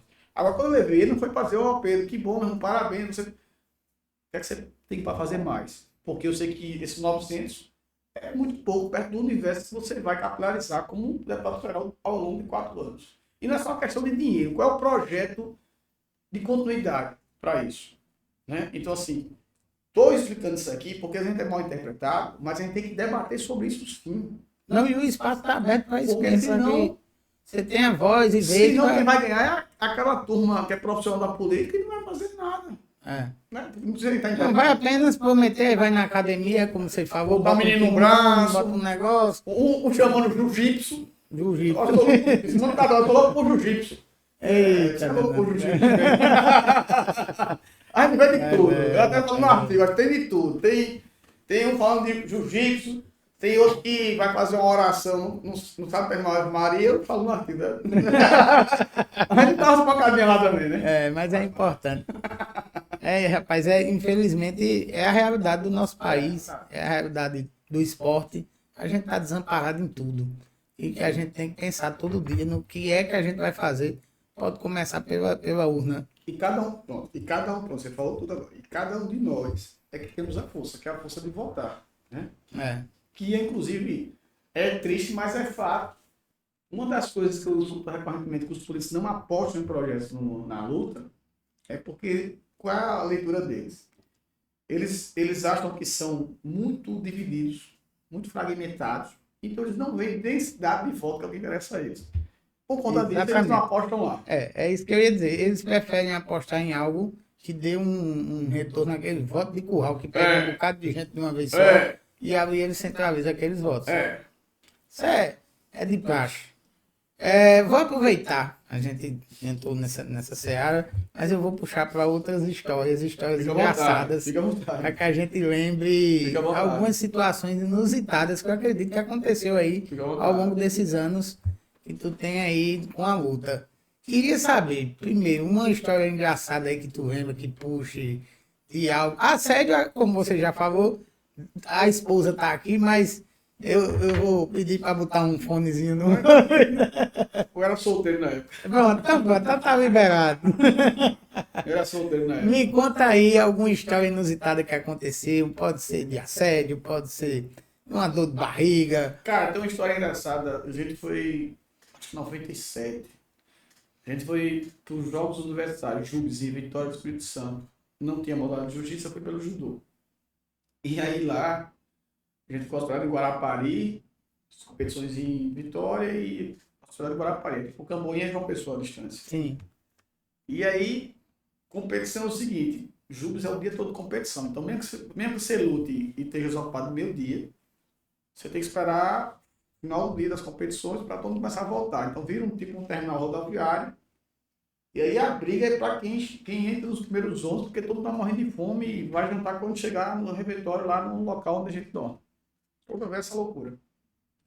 Então virava o pau, comia mesmo. E Jubes por si só se faz muita amizade, mas dá muita confusão também, porque vem atleta a todo canto. E de regra, aquele pessoal do Jubes são os próximos atletas profissionais do Brasil. Olímpicos, de natação, de basquete, de vôlei. Então, é de onde sai. É uma rixa muito grande. Assim, o negócio que já pega, do judô de tudo. E aí foi engraçado, teve um dia que a gente tá nesse terminal rodoviário, tentando subir, aí tá Matwood na minha frente, aqui por trás dele, e tem um cara grandão do time de basquete de São Paulo. Morenão, o cara era grande. Ele travou o lado da gente e deixou só umas gatinhas, umas gaúchas entrando do outro lado. E a gente que tava aqui, tudo, porra, meu irmão, vamos empurra aí, bate muito, não, empurra aí. Tá com o braço aqui e tal, deu uma barrigada no braço dele, vai fazer um movimento negativo, tipo, um logo ele vai ter que soltar. O tamanho do cara, assim, irmão, tá aí você, deu uma barrigada dele, deu, o cara sentiu a dor, com aplaudir, né, porque abriu pra gente, o cara também não falou nada, subiu. A sorte da gente é que quando ele subiu uma rapaziada antes da gente, ficou entre ele e a gente. Só que ele era um, do resto do time de basquete tava lá dentro, o mais baixo acho que era ele. E ele fez assim, vocês dois, estão fodidos, meu amigo. E era assim, mais ou menos meia hora para chegar em Guarapari. Eita, amor, ajudando do ano. E bate naquela cara meio cheinha, não era tão sarado. Falei, porra, João, e agora? Eu disse, irmão, tu eu não sei, eu só paro de correr dentro do hotel, então corre, você não tá correndo. Você na vantagem tava magrinho. Meu amigo, aí quando, me juro, quando abre a porta, eu desembestei. Eu tava com tanto medo que eu passei no hall do hotel e disse, quando o outro Paraíba chegar, tu me avisa, eu subi no quarto e me tranquei. Daqui a pouco o cavalinho, eu disse, ei, o Paraíba chegou. Eu disse, ele tá bem, eu disse, rapaz, mas realmente, tá estampado aqui, deitado aqui, eu pegando no hall. Eu disse assim, e aí, disse, meu irmão, que eu corri tanto na minha vida. E resumindo a história, tinha mais 2 dias de julho. A gente tava no refeitório comendo. Quando o time entrava de um lado, a gente saía do outro. Comendo uma pizza e teve que a gente deixar a comida na metade. Essa história foi engraçada. Eita, aí, grandes nomes que você combateu aqui. Tem até umas fotos. Queria ver umas fotos aí que... Simbora. Vamos lá, produção, botar aqui algumas coisas das antigas aí pra gente relembrar. Top. Aí, Sucata, Carlão, Alexandre Magno e o Faixa Azul. Azul. Magrinho, sequinho, pequenininho. Eu consegui aumentar um pouco a massa corpórea. Vamos ver quem tem mais aí agora. Walter Cascão, eu e Marco Polo. Marco Polo hoje mora no sul do país, mexe com TI, mas até hoje pratica jiu-jitsu da aula. Uhum. E Walter é o fundador, o CEO fundador da Cação, que a gente faz parte com muito orgulho. Radicado em Las Vegas, né, hoje em dia. Uhum. Tá chegando aí esses dias. Aí foi eu e nosso amigo Boca. Fez uma luta chamada submission, que é na regra, sem kimono. Essa luta aí foi no Teatro de Arena. Tá lotado. Lá no Espaço Cultural. Tá lotado. Boca, como é que tá? Tem Boca notícia? tá bem, a Boca tinha uma equipe muito séria, cresceu bastante. E hoje ele é radicado. Boca tá em Arizona, tá com a equipe lá da Boca Team América. Mas teve aqui esses dias. Teve aqui esses dias. A gente até gravou novamente. Tem mais, produção? Alguma coisa? Bota lá, vamos ver mais alguma foto que a gente tem aí. Eita, vamos falar aí do surf? Aí eu tô com a chapa menos 1 grau. Aí eu... Peraí, mas agora deixa eu perguntar um negócio. Meu amigo, uma atividade dessa, você lutando, você com um podcast, você com uma esposa em casa, você ainda consegue surfar? Rapaz, consigo, porque eu aprendi o seguinte, depois de... Eu tenho 49 anos de idade, não sou mais nenhum menino, né? E eu aprendi o seguinte, que a melhor forma de você relaxar, às vezes, é sendo irresponsável, é saindo da rotina. Então, às vezes eu me atrevo a pegar um longo no meio do nada, vamos embora pra praia, então pegar o cavalo e dar uma volta. Eu me dou esse luxo às vezes. Pra sair um pouco da rotina. Não é uma constante, mas às vezes a gente faz isso aí. Aí é no podcast, no nossa Academia Cação com muito orgulho. Aí uma das primeiras formatações mudou um pouco já o estúdio. A mesa tá preta hoje em dia. Eu tenho até um vídeo também de lá, né? Tem um cortezinho lá. Roubei de lá, viu? Não, me autorize. Aquilo é nosso, aquilo é nosso. Você pode usar à vontade. Roubei de lá pra você, o pessoal conhecer. Então solta aí, produção, pra gente ver. Eu sou muito amigo de Maia do Monsanto, né? Aí escrevi um artigo sobre queda da semana com o Lucas Emanuel. Um dos atletas da Simão dos Honra, tá vindo pra Paraíba. Fraterno amigo da GFI. Já vou luta me muito, convidando, já vou me convidando pra ir lá conhecer. Você já está estimado pra conhecer, pra gente gravar lá. Vamos gravar lá. Vamos gravar. Você foi ganhei de lá? Pronto. Você foi cirúrgica. É uma competição que você consegue projetar o seu trabalho de atleta. Nessa etapa de João Pessoa a gente vai ter uma novidade, que o É da Luta vai transmitir as lutas em tempo real. Então, vários países vão poder assistir você lutando lá e vendo seu trabalho. Isso gera possibilidade de contratos, faz um trabalho muito sério, com muita entrega. Isso é uma coisa que desde o começo, assim, eu dou muita sorte porque eu sou um perfeccionista, mas eu não sou um cara extremamente organizado. E já tá da minha esposa e o resto da equipe são metódicos, mas extremamente organizados. Então, supre uma parte, eu sou mais da execução, supre uma parte que eu sozinho não conseguiria deixar com tanta organização, entendeu? Então, acho que é a união de força, né? Aqui a gente tem uma equipe também por trás. Hoje você está vendo o Jojo aqui, mas tem uma galera ainda por trás que tem que estar trabalhando, porque a gente não consegue fazer nada sozinho. Sim. Né? A verdade... E outra coisa, no começo era interessante, assim, eu era leigo, né? Hoje o nosso podcast é estreado também, mas no começo eu achava que teria que fazer ao vivo. E, meu irmão, só faltava infartar, porque a tecnologia você não domina ela, né? Então, às vezes dá um bug na internet, dá um bug no YouTube. Na verdade, a gente vinha fazendo sempre ao vivo. Mas dois fatores foram primordiais para que a gente voltasse a fazer nessa modalidade. Uma, qualidade, que perde assustadoramente no ao vivo. E outra questão de que todo mundo hoje tem uma vida muito dinâmica. Verdade. Então, assim, a gente tem um horário que está marcado ali para começar, mas quem está participando, às vezes, não consegue chegar naquele horário. Então, para que a gente possa atender todo mundo que quer assistir naquele horário e quem quer participar também, a gente possa atender a necessidade dele, a gente adotou isso. Perfeito. Né? Perfeito. Então, assim, acredito que é o caminho. É o caminho. Quando a gente vai abrir uma live sozinho, a gente abre a qualquer hora, em qualquer lugar, né? É diferente. Mas é o caminho, é o caminho. É o caminho. A qualidade é outra. Como você bem observou, a qualidade é outra. E, cara, tem muita história engraçada, tem muita história de perrengue também. Né? Porque assim, a gente vem de uma época, você imagina, o esporte amador hoje não tem incentivo, imagina antigamente. E imagina antigamente, naquela época que ainda era marginalizado, como você bem lembrou. Eu lembro porque eu até estava dizendo a meus amigos que queria um dia marcar um podcast com todos eles aqui e a gente contar um pouquinho das coisas que a gente aprontava naquela época. E todos logo prontamente disseram, meu amigo, ainda bem que naquele tempo não tinha câmera de segurança, não tinha nada, porque senão a gente ia terminar tudo preso. E outra coisa, isso vai ficar na internet. Eu não quero que meus filhos vejam, não. Verdade. Cara, porque a gente apontava e... Dessas travessuras, eu não vou dizer os nomes envolvidos, eu só posso me envolver nesse processo, não posso entregar mais ninguém, mas você tem ideia como a gente, as travessuras da época que a gente fazia, um dos lazeres da gente, a gente saía de madrugada, meia-noite, e tinha um acesso ali pro Bahia, que a gente chegava na pista onde pousa o avião do aeroporto. E a gente ficava do lado da pista. E a gente sabia que era um tempo curto, porque até vinha um jeito do exército ali para pegar a gente, prender a gente. Então era o nosso cinema 380 graus ao vivo. Então quando o avião ia se aproximando, era a história da apoio. A gente corria, um segurava a mão do outro para não correr e ficava ali em pé e o avião passando bem pertinho. Olha que só de loucura. Rapaz, eu andei. Aí realmente é astúcia, viu? E quando o avião passava... É adrenalina. Adrenalina. E quando o avião passava, o piloto dizia pra torre, ó, tem gente na pista. Então a gente sabia que ia vir o jipe pra prender a gente. Então a gente ia correr, montar no carro e ir embora. E teve uma história engraçada que a gente levou um primo meu que eu sabia que era frouxo que só. Rapaz. Mas eu não posso falar o nome dos outros lutadores que estavam, né?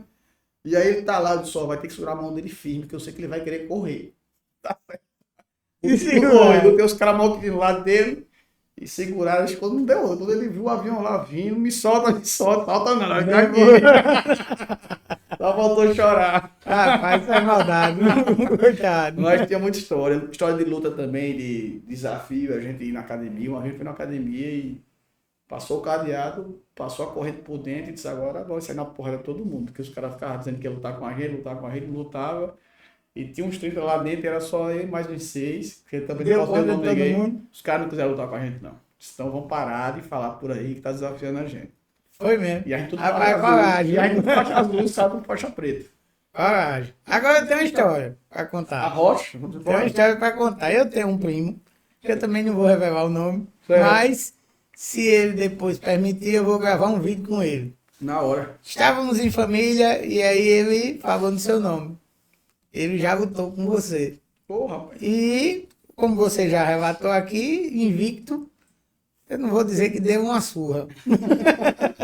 Senão ele vai ficar com raiva de mim e vai dizer, mas rapaz... Eu tive o privilégio de sempre tornar todos os caras que lutaram comigo se tornaram meus amigos. Eu sempre tive essa postura, assim. Eu tinha uma deficiência e tinha uma virtude.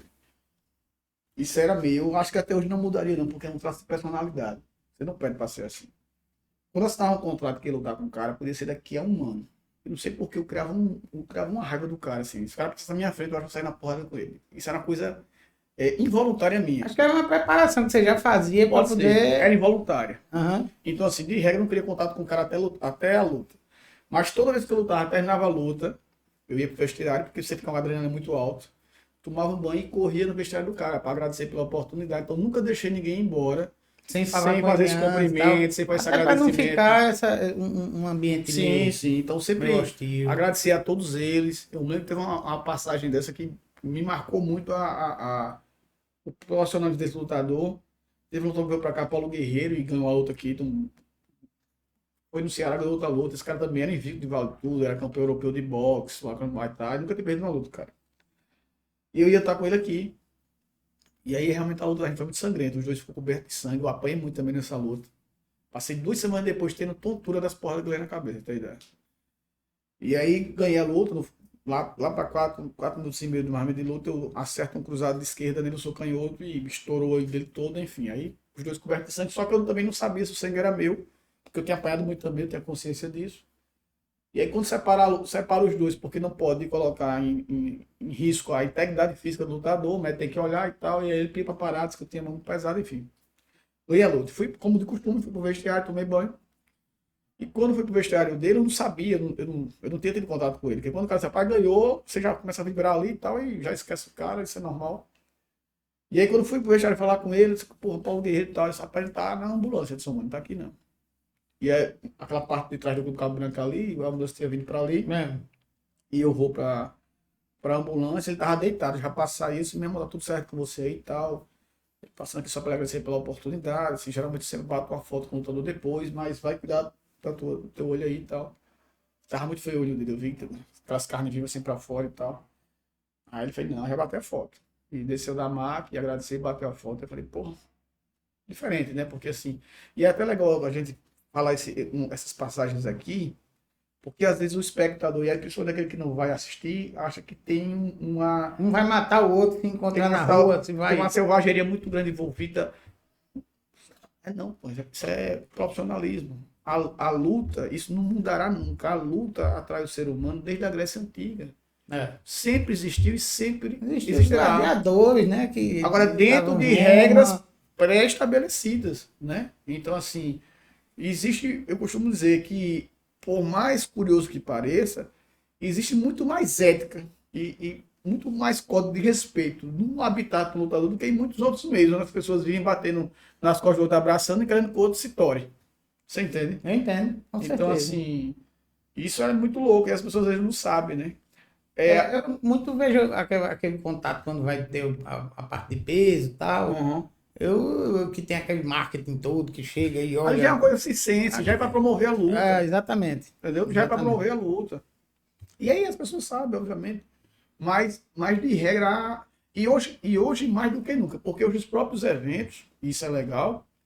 Se você não tiver uma postura digna, e eu falo socialmente, nem só quando está lutando, o propriamente já não me quer, porque os empresários sabem que hoje o mundo, por conta da internet, ele é viral. Então, se eu pego um lutador, se eu pego o Joãozinho Quebroso, o cara é sei lá, ele na rotina normal dele, ele é um cara que rouba, ou que bate na mulher, ou não sei o quê, e eu trago ele para a marca do meu evento, eu prejudico a marca do meu evento. Então, o próprio empresário hoje não quer aquele profissional que não tem uma conduta boa. Não, e ele está investindo o dinheiro dele, ele quer que seja vendável, né? Perfeito. Não adianta. Perfeito. Não adianta. Perfeito. A gente vive num país capitalista que defende faturar. Se a gente não tem a imagem para faturar, ninguém vai querer. Já era. Mas revelando quem era, eu vou dizer, que eu não vou guardar segredo. Meu primo Washington. Washington Luiz. Gente boa. E tem mais, viu? Se você olhar, já viu o vídeo da luta? Não. Tá no YouTube. Tá no YouTube. Vou procurar.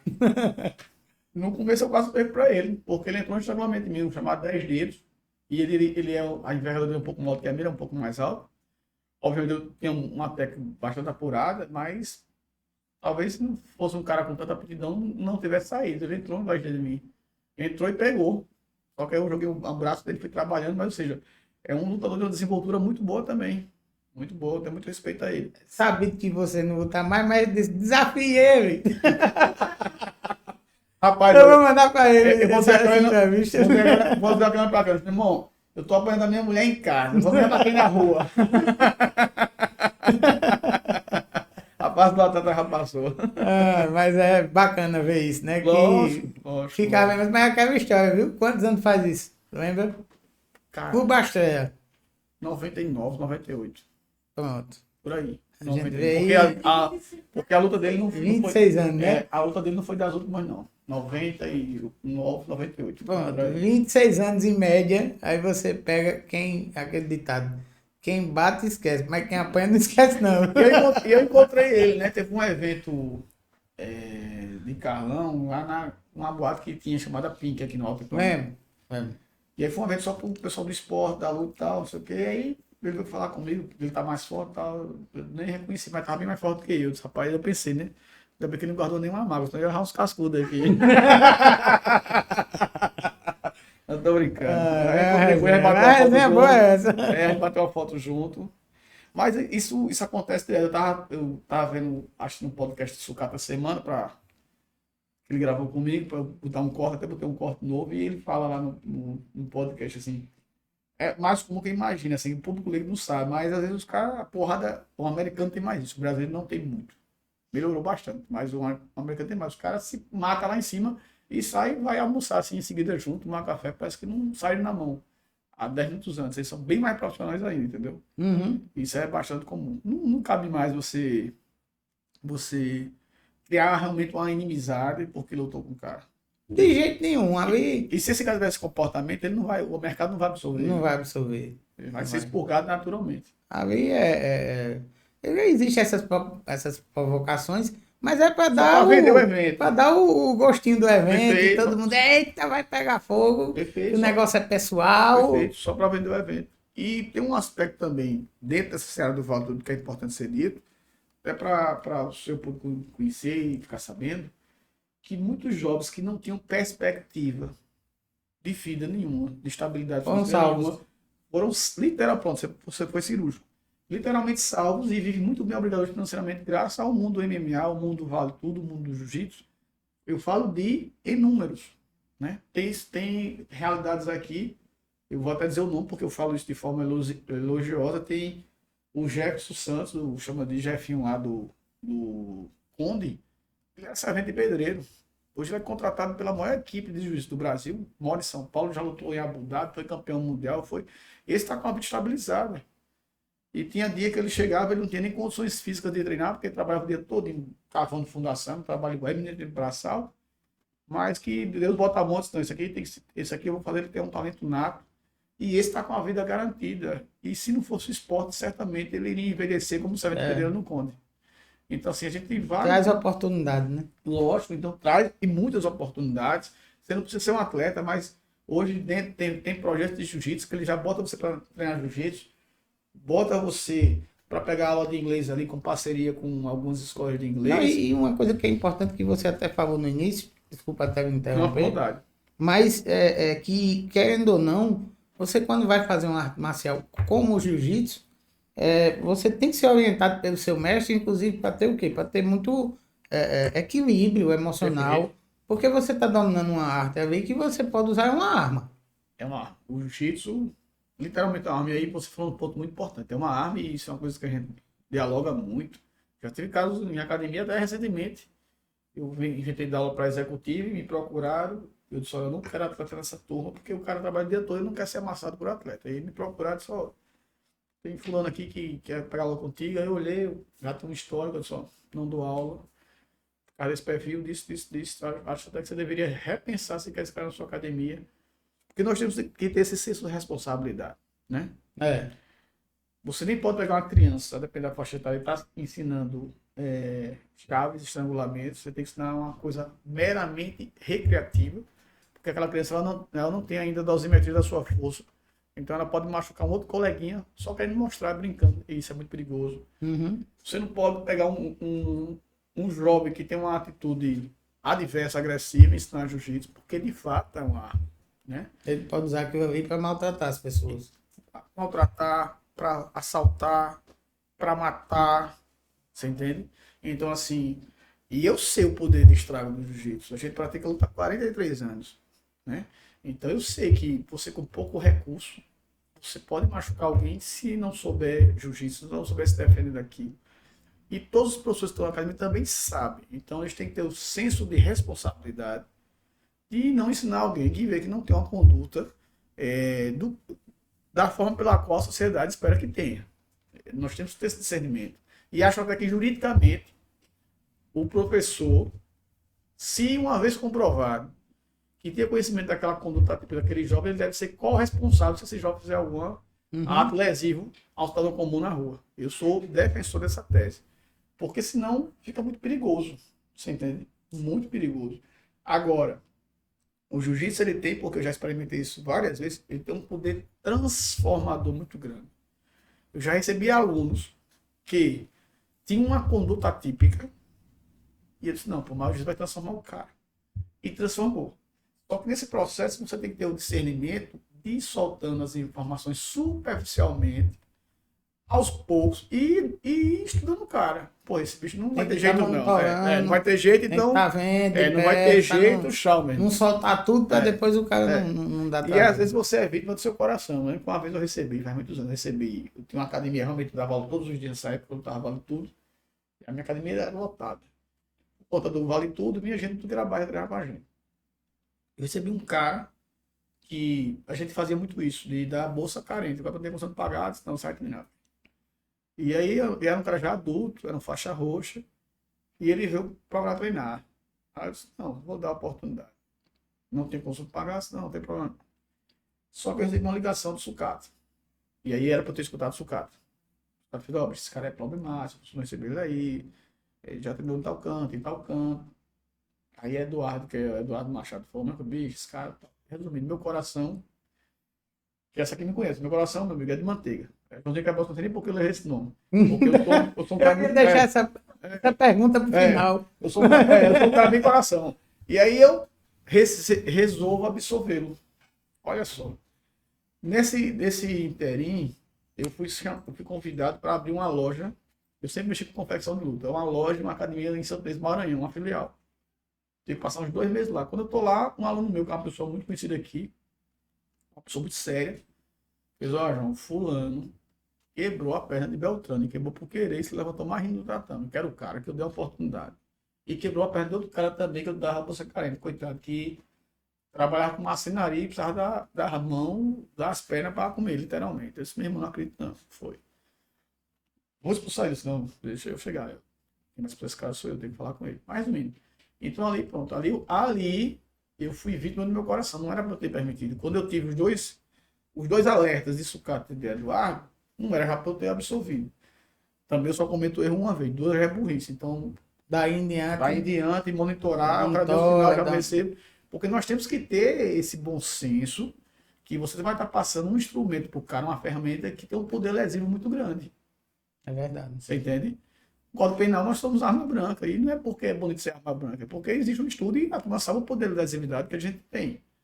Né? Uhum. Então, não se justifica por todo e qualquer motivo eu estar usando jiu-jitsu em vez de estar evitando a confusão. É tratamento para quem merece esse tipo de tratamento, né?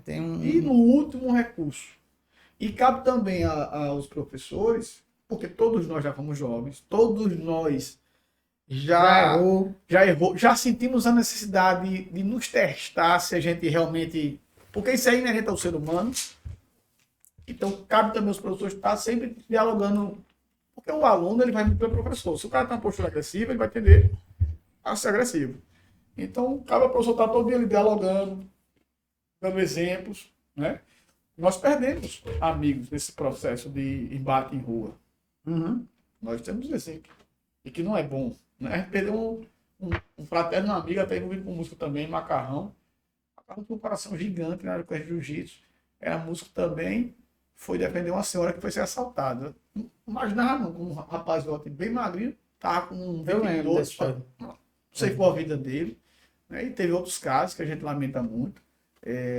Eu mesmo, uma vez, assim, a experiência nos salvou, né? Eu estava eu era muito jovem ainda andava na noite e tal, eu estava com o pneu. E eu lembro que ele fez, o cara ali pegou a mulher pelo cabelo, derrubou da cadeira, e depois subiu ela pelos cabelos também, botou na cadeira novamente. E vamos lá, eu disse, ei, bicho, calma. E cheio de segurança no local. Espera aí. Qual a quantidade de segurança? Não é a gente que resolve. Se não foi, ou é um bandido que está armado, ou é um policial perigoso que está armado. É verdade. Tem que analisar todo o redor, né? Ele repetiu, eu chamo o gerente, eu disse, rapaz, ali. Ele disse, não, ali disse quem era a pessoa. Eu disse, pronto, vocês nem recebem para botar a vida em risco. Agora tem a obrigação de chamar a polícia. Chama a polícia. O cara tava com uma 380, uma pistola. Os policiais, com as armas apontadas para ele, passou quase 1 hora para devolver a arma. Vai, João, lá dar tapa no cabo? Joãozinho vai sair Deus quebrado. Então, assim, eu até vou falar esses exemplos aqui para eles entenderem, né, que às vezes a gente não pode, né, de forma impulsiva. Não, pode não. Não pode achar que vai ser um herói. Vai resolver o mundo. Use como autodefesa numa situação que você tem que analisar. Não, o melhor, se vale a pena você aplicar alguma coisa e ver a oportunidade para isso, né? Mas qualquer coisinha você já está aplicando, não dá. É aquela história, um revólver na mão de uma pessoa que se não tiver condições de usar, não tiver psicológico, não tiver um treinamento... Eu cometi uma inconsequência uma vez, foi instintivo, depois me arrependi tanto. Mas não teve, graças a Deus não teve maiores gravidades, mas depois quando eu cheguei em casa, disse, meu amigo, fiz uma merda. Eu estava em São Paulo treinando por um brasileiro, toda vez eu ficava em São Paulo e Rio, me preparando. E aí eu fui assistir uma exposição que estava tendo um cara chamado Nesta, um xerografista alemão no Centro Cultural do Banco do Brasil, lá em São Paulo. E a gente foi para essa exposição. Tá? Quando a gente vai saindo da exposição, tinha um cara montado no outro, sentando a porrada, tipo esses moradores de rua, e uma multidão assim em volta só assistindo. E aí, porque assim, isso comigo é bem complicado. E eu vi que ele vai matar esse cara na porrada. A minha ideia era, junto com o grupo que eu tava, passar e ir embora. Só que o instinto, eu disse, vai matar o cara. Entrei no meio da roda, não bati, porque eu sabia que eu não tenho que bater no cara que tava batendo no outro. Eu só fiz entrar, clinchei ele aqui pela axila, clinchei com ele, subi com ele e joguei ele. Disse, não, tá bom, velho, vai matar o cara, já bateu mais, vai embora. Depois que eu fiz, foi que eu vi que eu tava em São Paulo e que a merda podia tomar outra proporção grande. E aí ele quis vir, não veio, meu irmão. Já bateu nele, tá de boa, vai. Comecei a olhar a roda, tava com outro lado também, que eu não vou dizer o nome. Tava comigo na hora e só, tal. E os caras querem pegar um pau, isso aí tá bom, não sei o quê. Resumindo, graças a Deus não teve nada de maiores proporções. O cara foi embora, dispersou os bichos tudo, fica em pé e lava, corre pra não apanhar mais. Mas resumindo, tava na terra dos outros, né? Aquilo poderia ter virado um negócio bem maior. E quando eu cheguei em casa, eu falei, fiz uma merda grande. Então a gente tem até para querer ajudar, a gente tem que estar se policiando. Porque eu poderia ter machucado muito, porque eu não vou brigar com a multidão. E se aquela multidão ali, será tudo combinado, se fechinha ali. Você entendeu? Entendi. Naquele momento eu fui impulsivo, não bati no cara, mas assim podiam ter se voltado contra mim. Na hora que você interviu alguma coisa, sabe lá o que era aquele cara, o que estava apanhando, se era um estuprador, se era um cara que fez mais mal a alguém. Perfeito. E aí a população dizia, oxe, você está defendendo. Perfeito. E lá em São Paulo. Aí eu cheguei em casa, meu Deus, que merda eu fiz. Mas é o instinto. É o instinto. É o instinto. Isso aí às graças vezes a Deus não teve problemas maiores, né? Eu também tive a compreensão que eu não tinha que bater no cara, porque aí virava um negócio maior, eu só fiz tirar ele, tá bom, vai embora, vai bater esse demais. O outro ainda quis se levantar, esse bicho, tu já apanhou muito. Desaparece, corre aqui, que senão tu vai apanhar mais desse cara. Mas depois eu vi, porra, merda. Então a gente tem que estar se monitorando e às vezes até citar esses exemplos no tatame para também os alunos escutarem e não cometer os mesmos erros. É verdade. Você entende? Joãozinho, queria que você contasse agora essa história do quebra-ossos. Por que lhe chamaram e você foi batizado de quebra-ossos? Foi você mesmo? Ou foi a academia? Foi não. Ao contrário que todo mundo pensa, o quebra-ossos em nada se comunica com a história do lutador de vale e tudo. O quebra-ossos foi o seguinte, eu vim do judô, eu era bem levezinho, e eu já era um judoca razoável, então desde o começo eu queria mostrar serviço, desenvolver rápido o jiu-jitsu. E olha, o bicho mais perigoso tem no tatame não é o faixa branca, porque ele é capaz de matar um com uma joelhada sem querer, porque ele fica querendo mostrar as coisas, aí sobra joelho, sobra cotovelo. E aí eu sempre afobado, e de vez em quando bati o joelho em alguém no cotovelo. Aí tem um amigo meu, Samarano, que eu já é major da polícia, que rapaz, esse bicho é quebra-osso mesmo, machucando todo mundo. Falou brincando, só que aí o apelido foi ficando. E com a história do lutador, isso foi para outra vertente, né? Foi engraçado que mais à frente um amigo meu disse, bicho, tu tá achando esse apelido legal agora, mas isso pode ser um nome muito forte na fase adulta e não fica legal e eventualmente outras profissões você vai desempenhar. Porra, é mesmo, eu fiquei pensando naquilo, né? Só que eu já tinha ficado famoso no Vale Tudo e o nome também. Eu lembro que uma vez Ivo Marques, que era um cara que fazia evento aqui também de Vale Tudo, da TV Cabo Branco, me procurou para lutar com o Paulo Guerreiro, essa luta que foi bem difícil. Aí eu falei, porra, eu luto e tal. Aí eu fiz, ó, agora eu tenho um pedido. Mas qual é o pedido? Você não vai botar João Cabral, você vai botar João Ramalho. Aí ele olhou para mim e fez, tu é doido, pô. Vai botar João Ramalho, não vou vender ingresso nenhum, a turma só gosta de João Quebra-Osso, tem que ser João Quebra-Osso. E aí eu não conseguia imaginar o nome. Eu botei agora aqui porque eu disse, não dá para sair do Quebra-Osso. Aí não o rentável é o Quebra-Osso. Não conseguia mais tirar o nome. Deixa eu me falar uma coisa que eu lembrei agora, que eu acho que é interessante para a comunidade no podcast escutar, sobre as propriedades e as benesses da luta para crianças e crianças atípicas.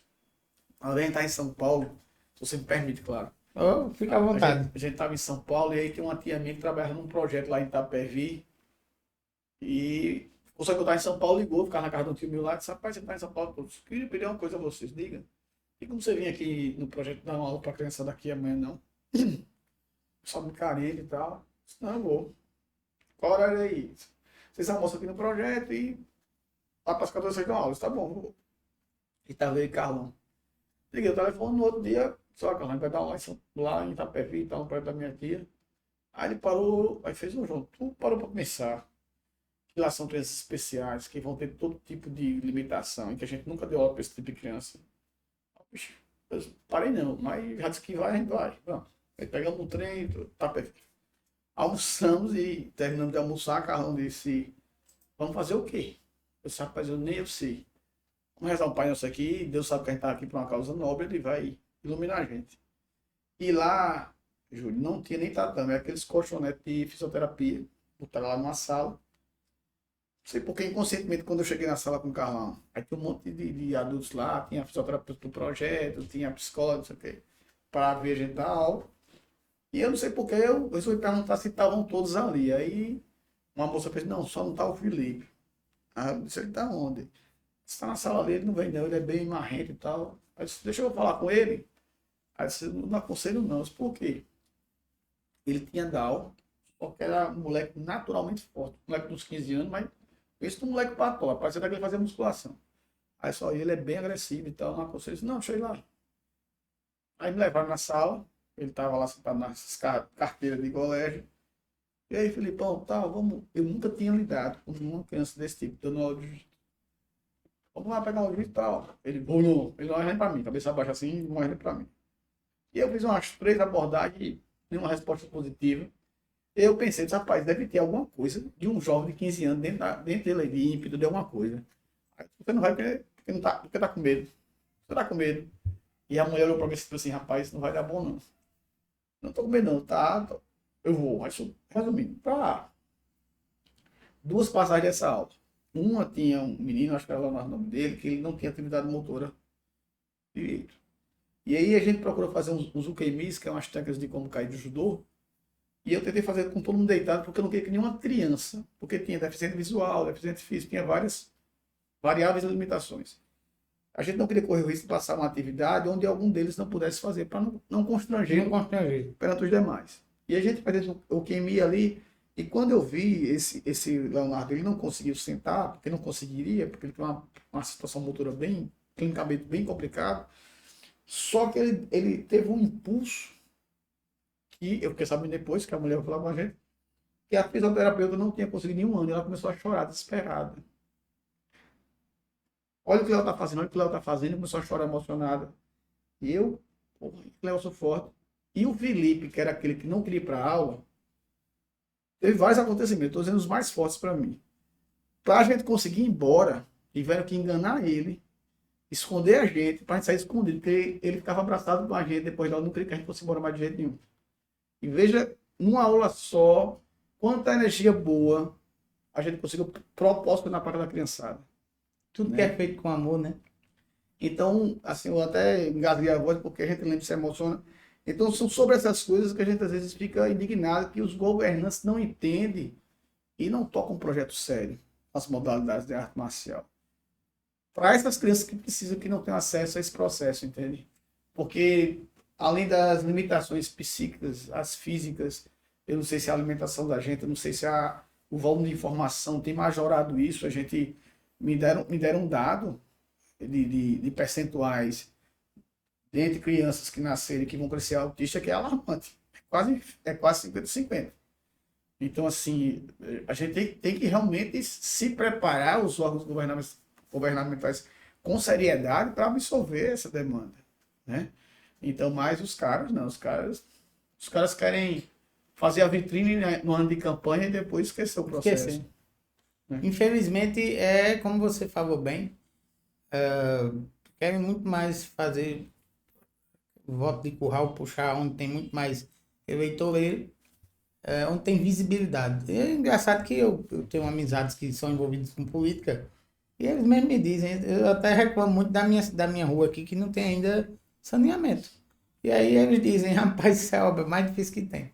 Ela não é visual, ela é debaixo da terra. Então é muito difícil de se fazer. Possivelmente, se você for lá na prefeitura, está registrado como se tivesse. Exatamente. Já veio. Então, infelizmente, é triste essa realidade. E é muito bonito essa atitude. E se você for desenvolver um projeto desse, conta comigo. É bom saber disso. O Ed da Luta, dentro dos objetos dele, tá o braço social também, né? A gente começa a implementar agora em 2025 e vou lhe procurar assim para a gente conversar. A gente só deixou para 2025 porque, como é um processo muito novo para a gente, de podcast, de loja virtual, a gente quer dar um passo de cada vez, porque, e em se tratando de projeto social, isso é muito mais importante ainda, porque isso é um dado constatável. Quando você pega uma criança que nunca teve acesso a uma atividade dessa, é muito triste. Mas é mais triste ainda você sujeitar a atividade e depois tirar dela. Então, é verdade. A gente não pode dar um passo. Uma continuidade. A gente não pode dar um passo que vá dar para trás depois. Então é uma coisa que tem que ser muito planejada, elaborada. Você não precisa começar uma obra dessa com nada grandioso, mas o que começar, ter a continuidade. Então por isso que a gente deixou esse processo para 2025. Mas conta comigo. Conta comigo para fazer campanha, conta comigo para angariar recursos. Vamos embora. Para ir atrás dos nossos representantes. Lógico. Afinal, eles estão aqui para isso. Perfeito. Então a gente faz uma força para estar junto e lutar por isso. Vamos embora. Eu só tenho a agradecer. E o espaço de vocês aqui é fantástico. É muito importante a gente trocar essas ideias. Às vezes tem muita gente, quando você falou uma coisa, bicho, ponto comigo, às vezes tem muita gente também querendo ajudar e não sabe por onde começar. Tem muita gente, às vezes, que tem recurso, setor privado, mas está tão desacreditado de tudo. É difícil até de você vê o que teve agora no Rio Grande do Sul, a quantidade de gente que foi presa agora, porque usou das campanhas no Rio Grande do Sul para enriquecer ilicitamente com campanhas falsas. Isso é um absurdo, as pessoas não têm mais limite, infelizmente. E é o que a gente está aqui querendo combater. É fazer um mundo diferente. Isso aqui, esse projeto, ele fala muito disso, de superação, de amor ao próximo, de inclusão do IN. O IN não é porque é Injampa, não. É de inclusão social, inclusão das pessoas. Agora, o incluir de verdade, não é colocar somente a pessoa no ambiente. É transformar esse ambiente num ambiente que coloque ele e a pessoa interaja diante de tudo isso. Demanda, por isso que a gente tem que sempre planejar e projetar com calma, porque demanda uma equipe multidisciplinar, né? A atividade marcial por si só, ela é uma das ferramentas necessárias. Ela sozinha ela não resolve o processo.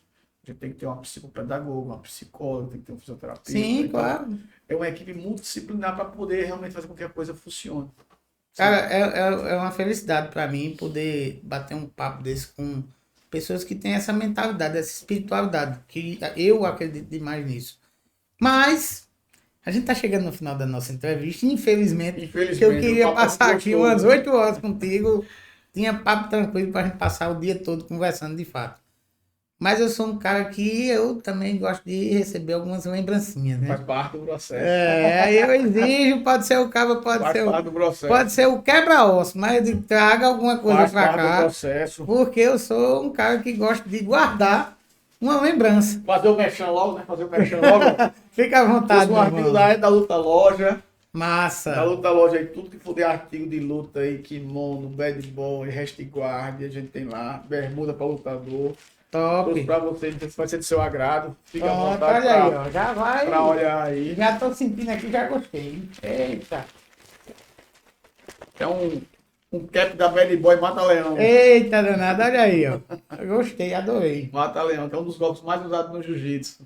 Massa. Esse aqui vai ficar na estante, mas eu vou usar. Quando for para os eventos esportivos, vou estar com ele na cara. Top de verdade. Top Mas de verdade. eu não vou deixar também que você saia daqui sem nada. Olha aí. Meu amigo, claro que Olha você aí. vai levar uma canequinha do podcast. Ah, isso aqui é pra estante, não é da luta. Pronto. Show de bola. Adorei, meu irmão. Você Show não de sabe a bola. felicidade de estar aqui com você.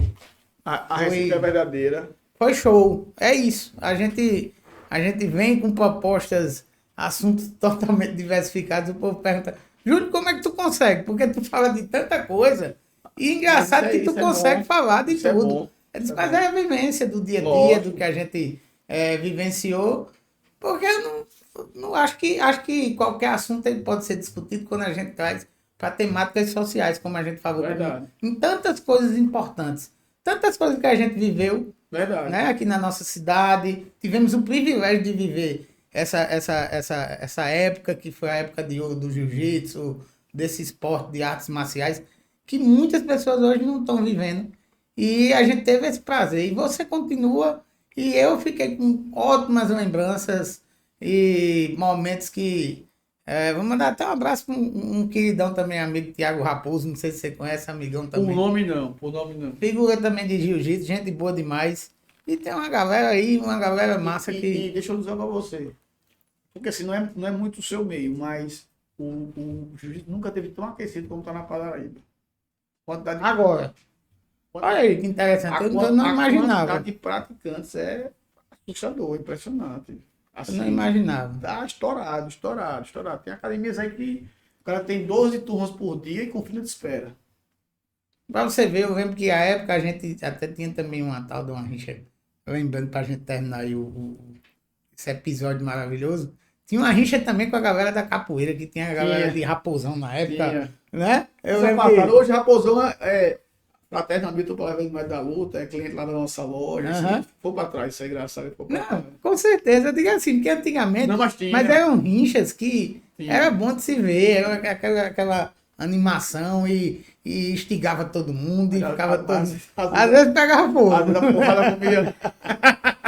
É porque eu não queria dizer muito, né? Não, Mas no programa é para maior de 18 anos, não tem problema da gente Não, falar. e hoje, olha, até bom, toda vez que vai um cara lá que eu vou entrevistar, porque tem caras que são mais espontâneos, né? Então ele quer falar na literalidade como é as Na coisas. literalidade. Aí eu digo, ó, pessoal, esperamos eles se converterem em Jesus. Hoje é uma pessoa mudada, uma pessoa melhorada. Já vou não assustar ninguém, né? É verdade, é verdade. Cara, obrigado pelo espaço aí de vocês. Parabéns pelo projeto. Essa variedade de pautas, de assuntos, só torna mais rico ainda. E a diversidade, eu costumo dizer assim, quando a gente fica no canto só, no funil só, a gente começa a descer a ladeira da burrice.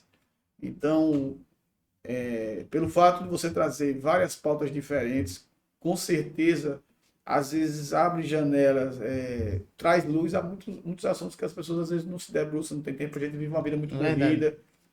E a gente tende, é um erro, obviamente, todos nós temos que estar nos policiando o tempo todo, mas a gente tende a ficar só naquela nossa caixinha ali. Eu estava vendo o material de Fábio Gugel, que é um grande professor de jiu-jitsu, e ele falou uma coisa que eu achei interessante, que eu não tinha pensado aí nessa perspectiva, e cai muito bem com o seu programa aqui. Ele disse, olha, ele falando assim, que a carreira do atleta ela é muito efêmera, então se o cara resolver hoje ver de jiu-jitsu, dizia ele, né? Ele tem que ter um vasto conhecimento, um conhecimento muito eclético, porque para ele se manter no mercado e crescendo, ele não pode ser só um professor de jiu-jitsu, ele não pode ser só um conhecedor técnico, porque às vezes o aluno, isso acontece mais do que a gente imagina, ele procura uma academia às vezes para se parecer, às vezes ele traz mazelas pessoais e quer conversar com o professor dele no tatame. Então, se você tiver um conhecimento limitado, muitas das vezes você não vai conseguir atender seu cliente com qualidade. É verdade. Então, problemas como o seu, de uma variável dessa de pautas, de demandas, não só para o professor de jiu-jitsu, isso atende toda uma sociedade, porque às vezes o cara não está atento num assunto que é importante, que é relevante ou que é prazeroso, né? Porque você termina trazendo várias vertentes aqui. A de utilidade pública, a de entretenimento. Então, isso é muito rico. Parabéns pelo projeto. Me senti muito lisonjeado de estar aqui. E vamos... Espero que esteja à sua altura. Espero que tenha gostado. Ultrapassou todas as expectativas, né? E vamos marcar pra gente gravar lá também na luta. Você do lado de cada mesa. Vamos embora. Vamos falar de saúde, vamos falar de esporte, vamos falar de bem-estar. De projetos. Conte comigo que a gente tá aí pra isso. Com certeza. Felicidade. Tamo junto. Eu fico lisonjeado. Vou deixar um abraço também para a esposa que veio acompanhando. Já riu, já tirou foto. Então gostou também. Gostou. E Jojó, minha maravilhosa. Jojó, obrigado pela técnica. Viu? Obrigado a você que está aí. Vou lembrar, Jojó, por favor, as honras. Lembra esse povo. Eu não aguento mais lembrar esse povo. Mas, rapaz... Oi, já se lembra aí de colocar nos comentários as dúvidas que vocês têm. Qualquer comentário, alguma coisa assim que inspirou você durante a entrevista. Lembrem-se também de passar no Instagram, tanto do É da Luta quanto do podcast. E de também aí, fortalecer, dando um joinha e se inscrevendo no canal. Pois é, vai lá no podcast em Jampa, É da Luta. Vou pedir para você falar o seu pessoal também. Tem um pessoal... João Ramalho J. João Ramalho J. E o do É da Luta, é da Luta mesmo. É da Luta PB. É da Luta PB. Então, gente, muito fácil. Vai lá no YouTube. No YouTube, no canal do É da Luta. Toda quinta-feira a gente tem um programa novo. Né? Sempre a gente tá ali dando algumas dicas. Temos o site É da Luta também, que é www.edaluta.com.br. E a gente tá... O site veio para a gente expandir mais essa parte... da saúde como um todo, né? Então vai ter dicas lá de fisioterapeuta, psicólogo, psiquiatra. Muito massa. A gente tá abrindo para isso aí agora. Muito massa. No Spotify. E no Spotify ainda tá. Vai jogar também no Spotify o... Já estamos jogando os episódios. Isso, já. Exatamente. A gente tá nesse processo também. Isso é interessante, eu não sabia, porque é uma demanda que o público mesmo trouxe pra gente. Só, às vezes não tem tempo, a gente quer estar escutando no carro. É verdade. Então foi uma dica da própria comunidade e a gente absorveu. É verdade. É interessante. Bom, gente, é isso aí. Aproveitem o É da Luta, aproveitem o podcast. É da Luta sai grandes figuras lá que eu já vi. Tem sucata, tem uma galera muito top. E eu tiro o chapéu, vou estar lá, viu? Nesse dia com o meu chapéu. É um prazer. Chega lá. Vamos embora. Vamos embora. Então, gente, meu muito obrigado por estar aqui com vocês. Noite maravilhosa. Noite de esporte, noite de vida. Esporte é vida, arte é vida. Verdade. Então vocês sabem que eu adoro isso e adoro compartilhar o quê? Boas histórias, né? Boas histórias merecem ser o quê, meu amigo? Compartilhadas. Contadas. Show. Valeu! Valeu, boa noite a todos.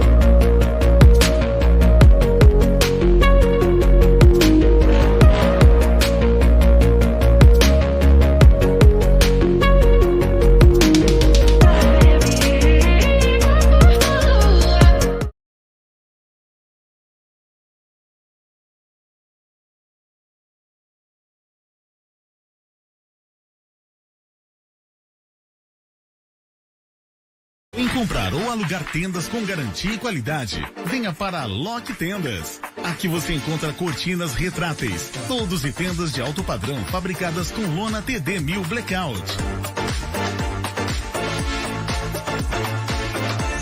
Entre em contato e confira nossas promoções. Estamos localizados na Avenida Capitão José Pessoa, Jaguaribe.